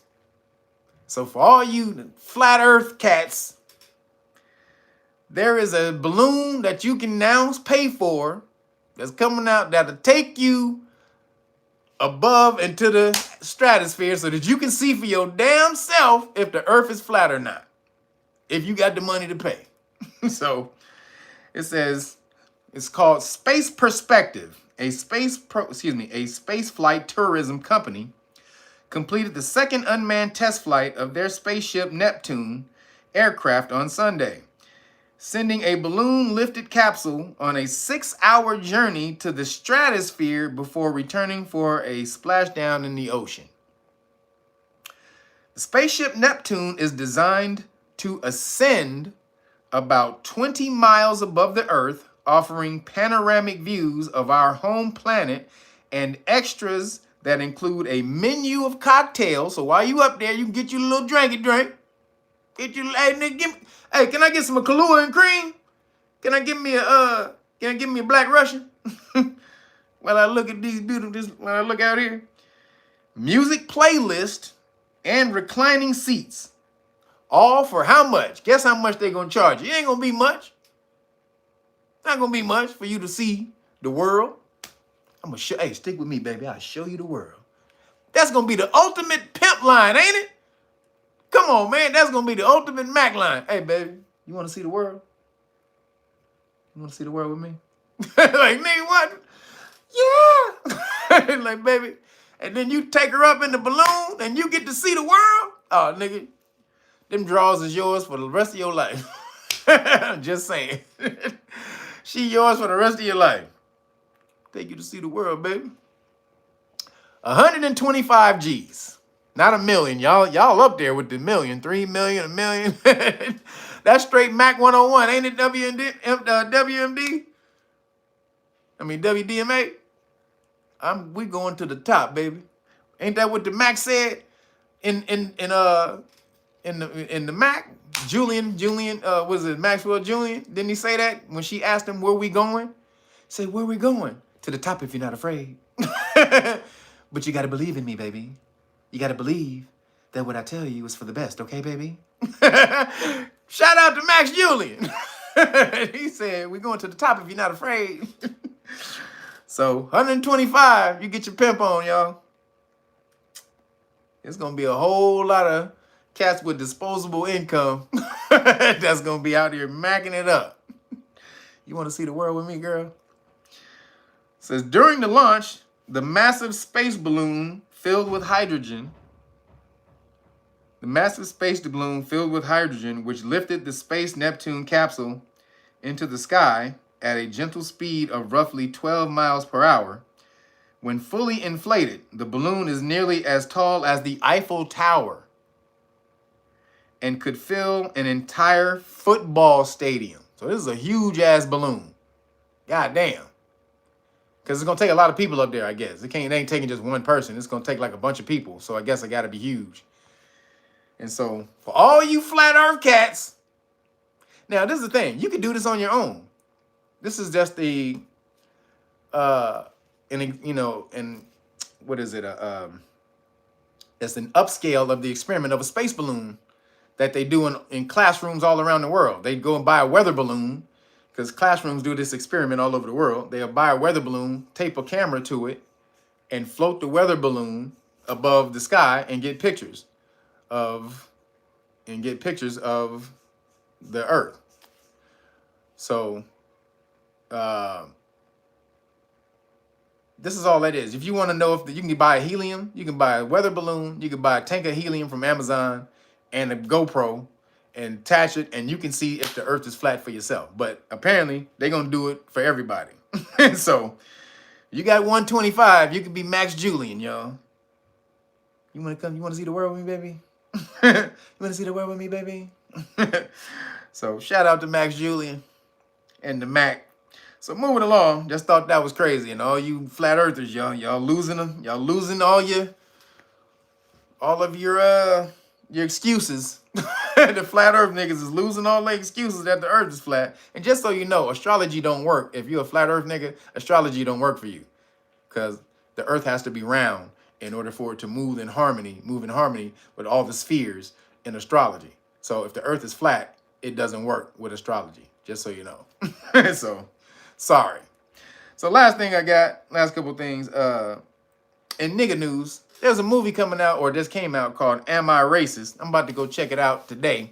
But I've seen a bunch of parts of it, and it's getting a lot of backlash, or not backlash, but reviews, because it's destroying what they call DEI. So it's asking the question, are people hustling racism for profit? So that's the question, basically, that it asks. And the DEI game. So DEI got big in 2020. DEI got big. And so now, people started creating huge jobs off of DEI. Like people being hired in corporations as the head of DEI, getting $250,000, $300,000, $500,000 a year. I mean, if you become a race expert, you can get paid, y'all. Just saying. Now DEI is being phased out at this time, so you may be getting in on the late freight, but it's a lot of people out here hustling race. And basically what they do is, they go in these corporations and they tell white people they need to feel guilty. They go in these white corporations and tell all the employees and the owners that they need to feel guilty about what's been done to black people. And you got to start giving us more resources and giving up the money. And so, what's it on? So it's done by the same dude it's called Matt Walsh. So the same dude who did What Is a Woman, he did now a movie called Am I Racist? And so he just goes around to all these different DEI meetings, just showing you what they're saying in the DEI meetings. He don't even do that's all he does. He just make them basically destroy themselves. And so it's showing how melanated people specifically, and a lot of white people too, woke white people, they're hustling race for money. But the white people are hustling it out of guilt. They want to alleviate their guilt that they feel that they have, for being privileged. So they want to wipe away all their guilt. So they go along with anything DEI, right? And so then the black people you want to feel lighter, white person? Huh? You want to lighten your burden, your racist ancestral burden? Do you want to do that? Well, the best way to do that is whoa, my God, my hand is rather empty. Whoa. Yo, Kevin, whoa. Kevin Corbin, thank you for the massive the chicken shawarma donation, brother. I appreciate you so much. Appreciate you. But they, man.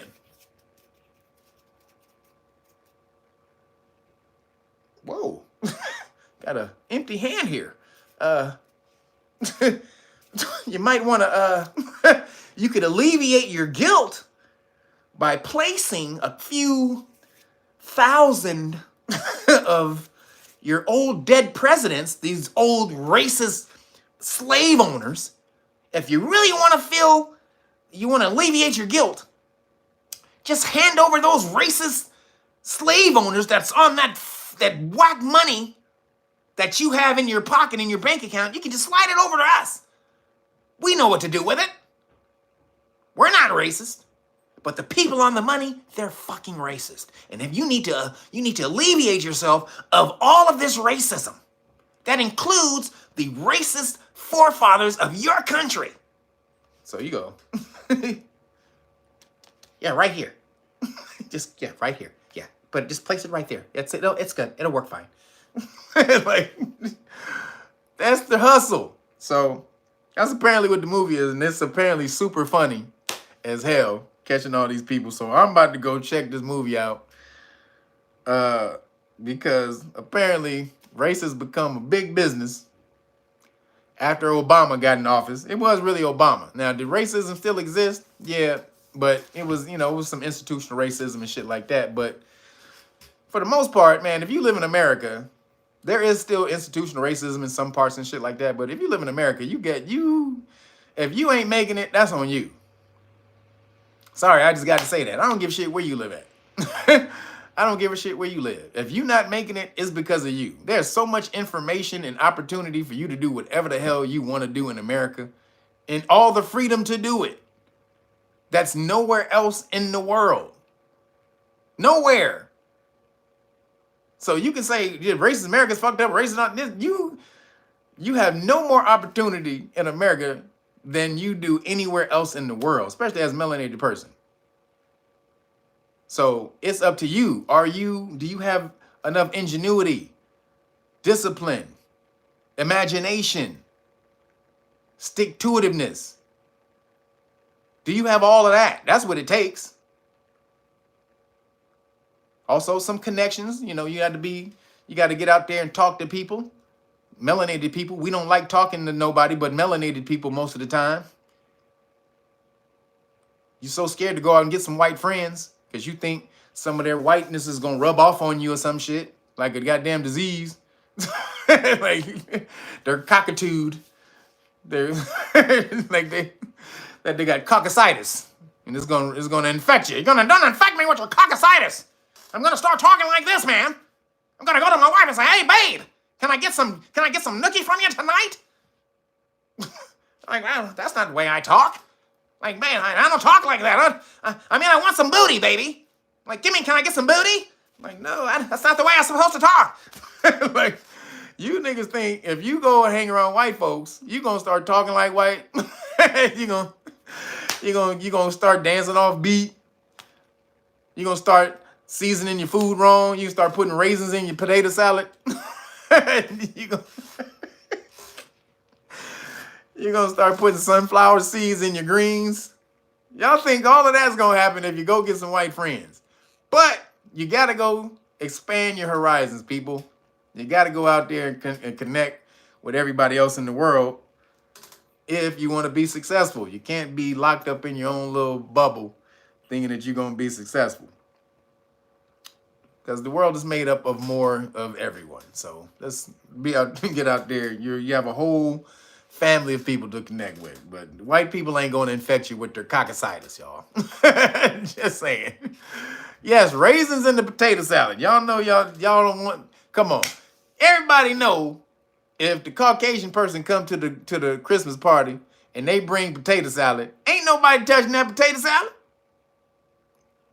You know. Ain't nobody touching that potato salad. You gonna do this. It's gonna have the foil over top of it.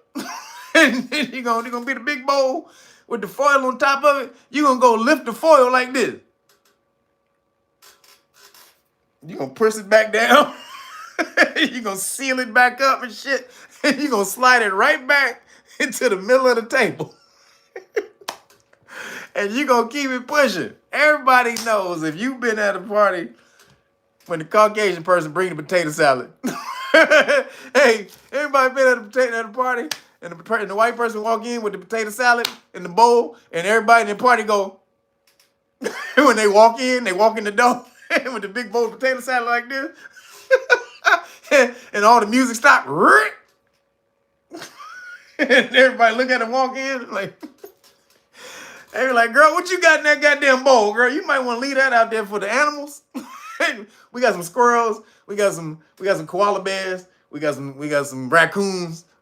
They gonna love your gift if you just leave it outside. Sorry, Caucasian people, y'all don't do potato salad well. Y'all put raisins in potato salad. That's a hell no. Y'all put Brussels sprouts in potato salad. Come on, man. What the fuck are y'all doing? Like, nah. So get out and get some white friends though, because white people are cool sometimes. A lot of the time. I was even say most of the time. All right, people, here we go. Last thing I got, police stop law lessons. Just saying, no raisins in my potato salad. Last thing I got, what are the procedures or steps do you take at a traffic stop when you're being stopped by police, pulled over? What are you supposed to do? Yo, Ricky R. Snow, appreciate you, brother. Thank you, Ricky Snow. Pretty Ricky, what they called him. Y'all remember Martin? Ricky Fontaine. Pretty Ricky, what they called him. But thank you, Pretty Ricky. No Diddy. But that was one of my favorite episodes of Martin, where he had to go back to his class reunion, and it was Ricky Fontaine, and he had who stole his girl when he was in high school. He said, Pretty Ricky, what they called him. So, what are the procedures do you do at a police stop? The first thing you should do, yes, stay calm. Carmen Lopez, that is the very first thing I have written right here. Absolutely, stay calm. Very good job. Stay calm.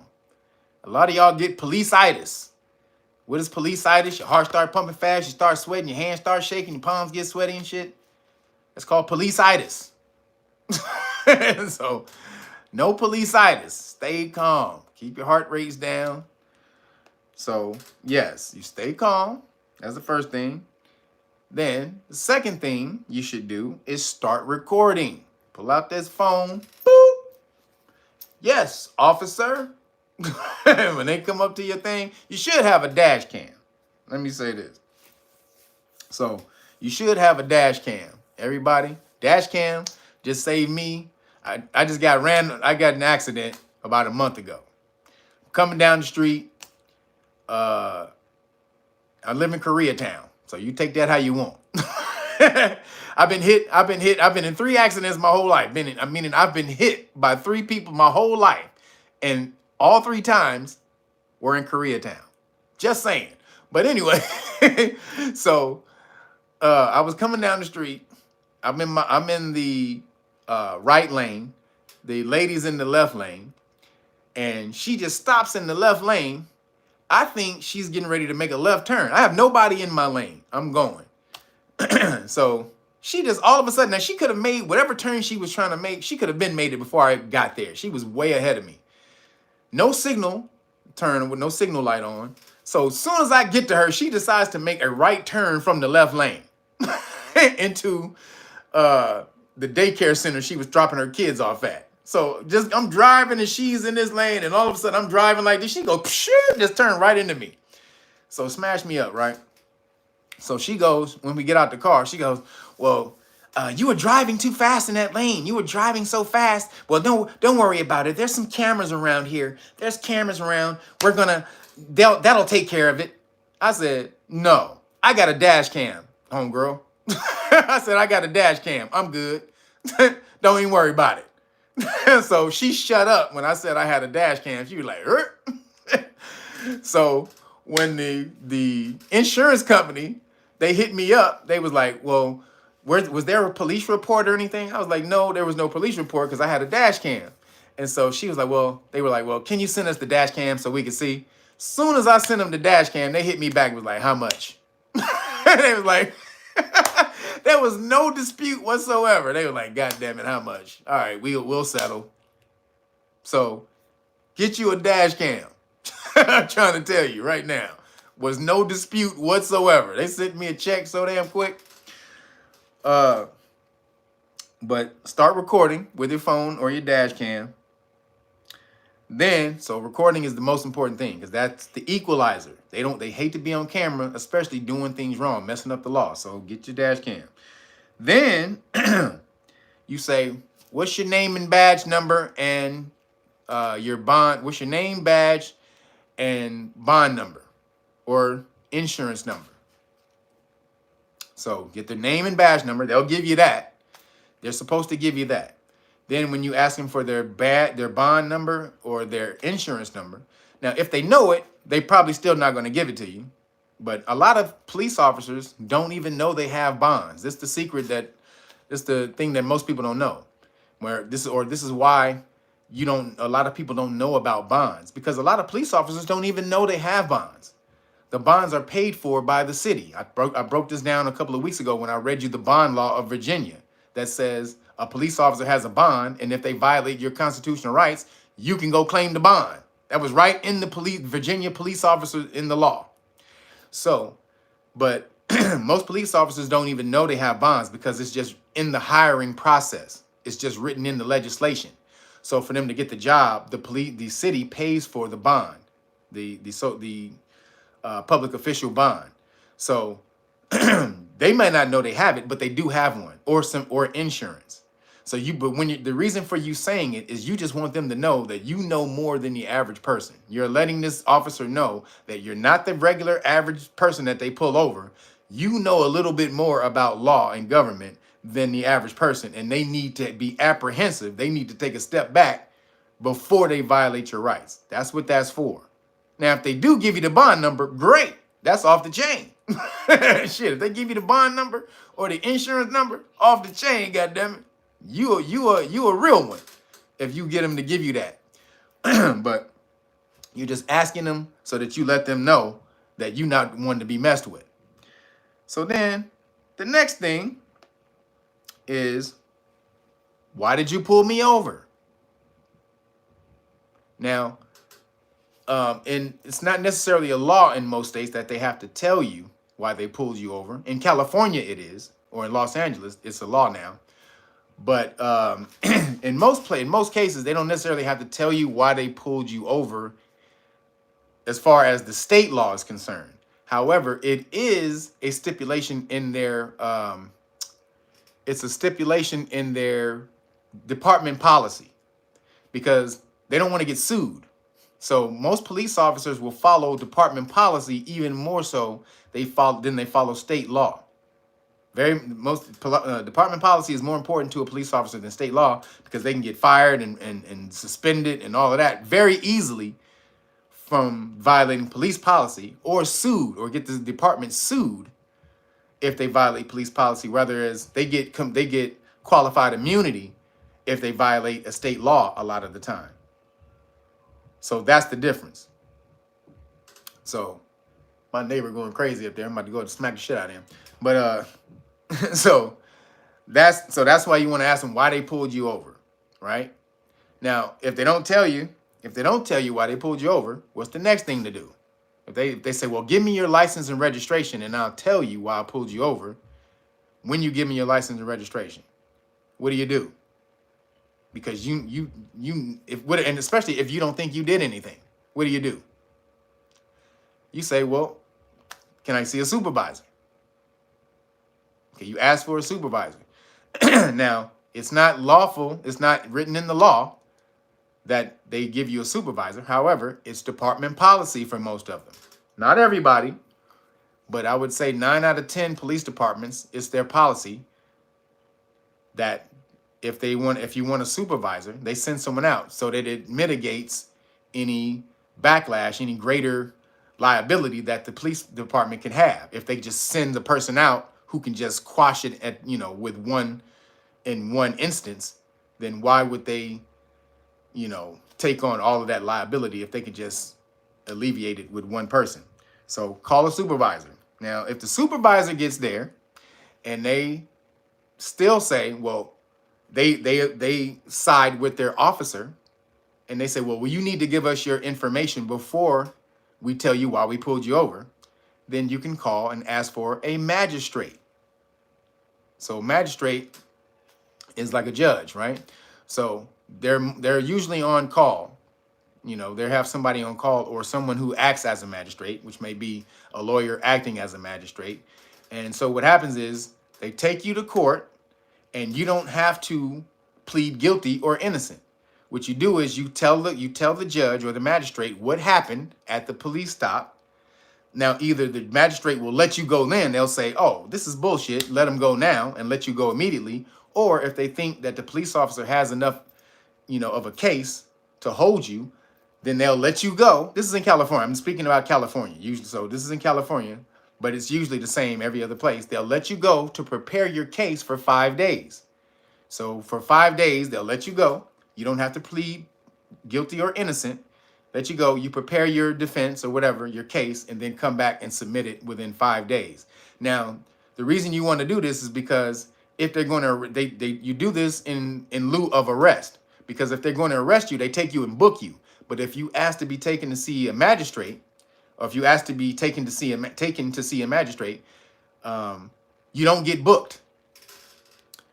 Yo, Shaniqua Dawson, thank you.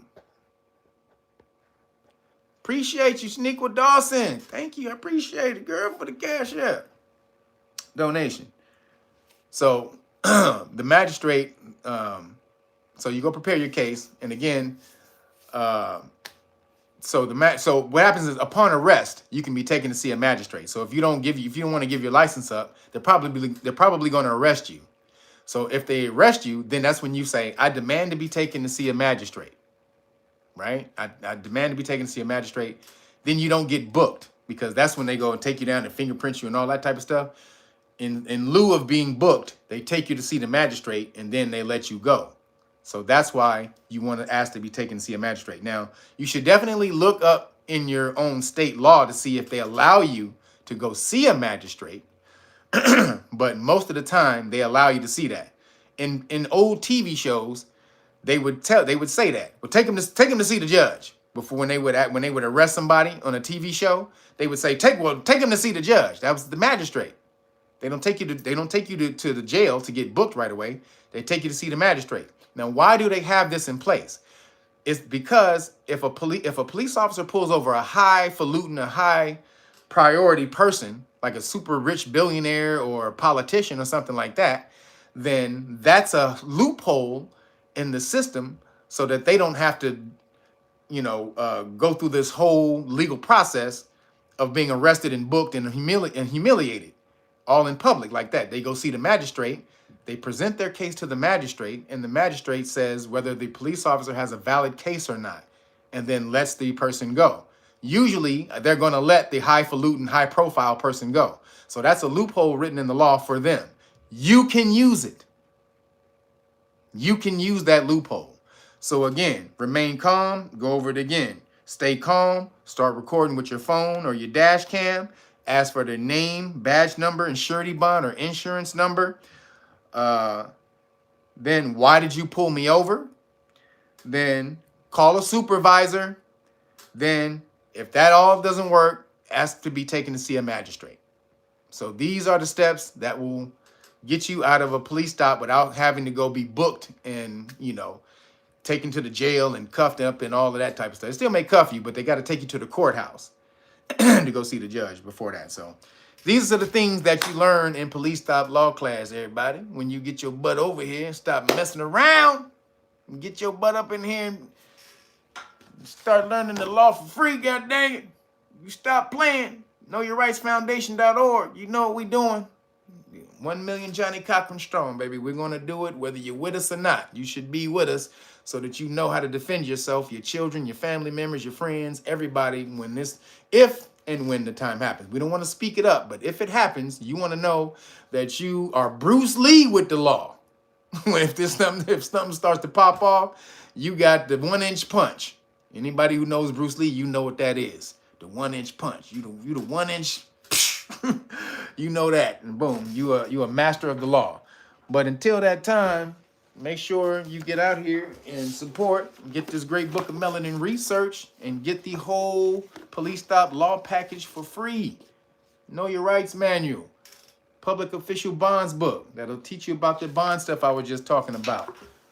Also, as I showed you before, qualified immunity card and notice. The qualified immunity card tells the police officers what your rights are, what will happen when they violate your rights. The qualified immunity card and notice tells them, oh, wait a minute, oops. The qualified immunity card and notice, these right here, tells them they lose their qualified immunity when they violate your rights and they knowingly violate your rights. So if you alert them they're in danger of violating your constitutional rights and you do it on camera, you get it on camera, they lose their qualified immunity when they violate those constitutional rights.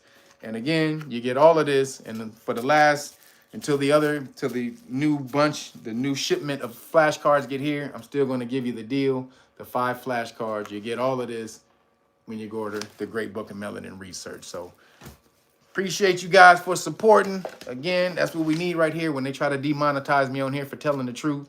Again, taking my videos down. I'm going to have to go and take all my other live streams down from 2020 on up to date. So again, they own your boy. So this is how we get back at them. We show that we support our own, we help our own, and we don't need your super chat, YouTube, because my peoples, my fam, Naga Nation is going to hook me up and donate through the Cash App. So appreciate you guys for that. Thank everybody for showing up today. Thank all my moderators. Appreciate y'all for handling it in the super chat, taking out everybody who's a laptop gangster, because we got a lot of laptop gangsters who try to come up in here and talk crap, but I appreciate y'all for handling business up in there.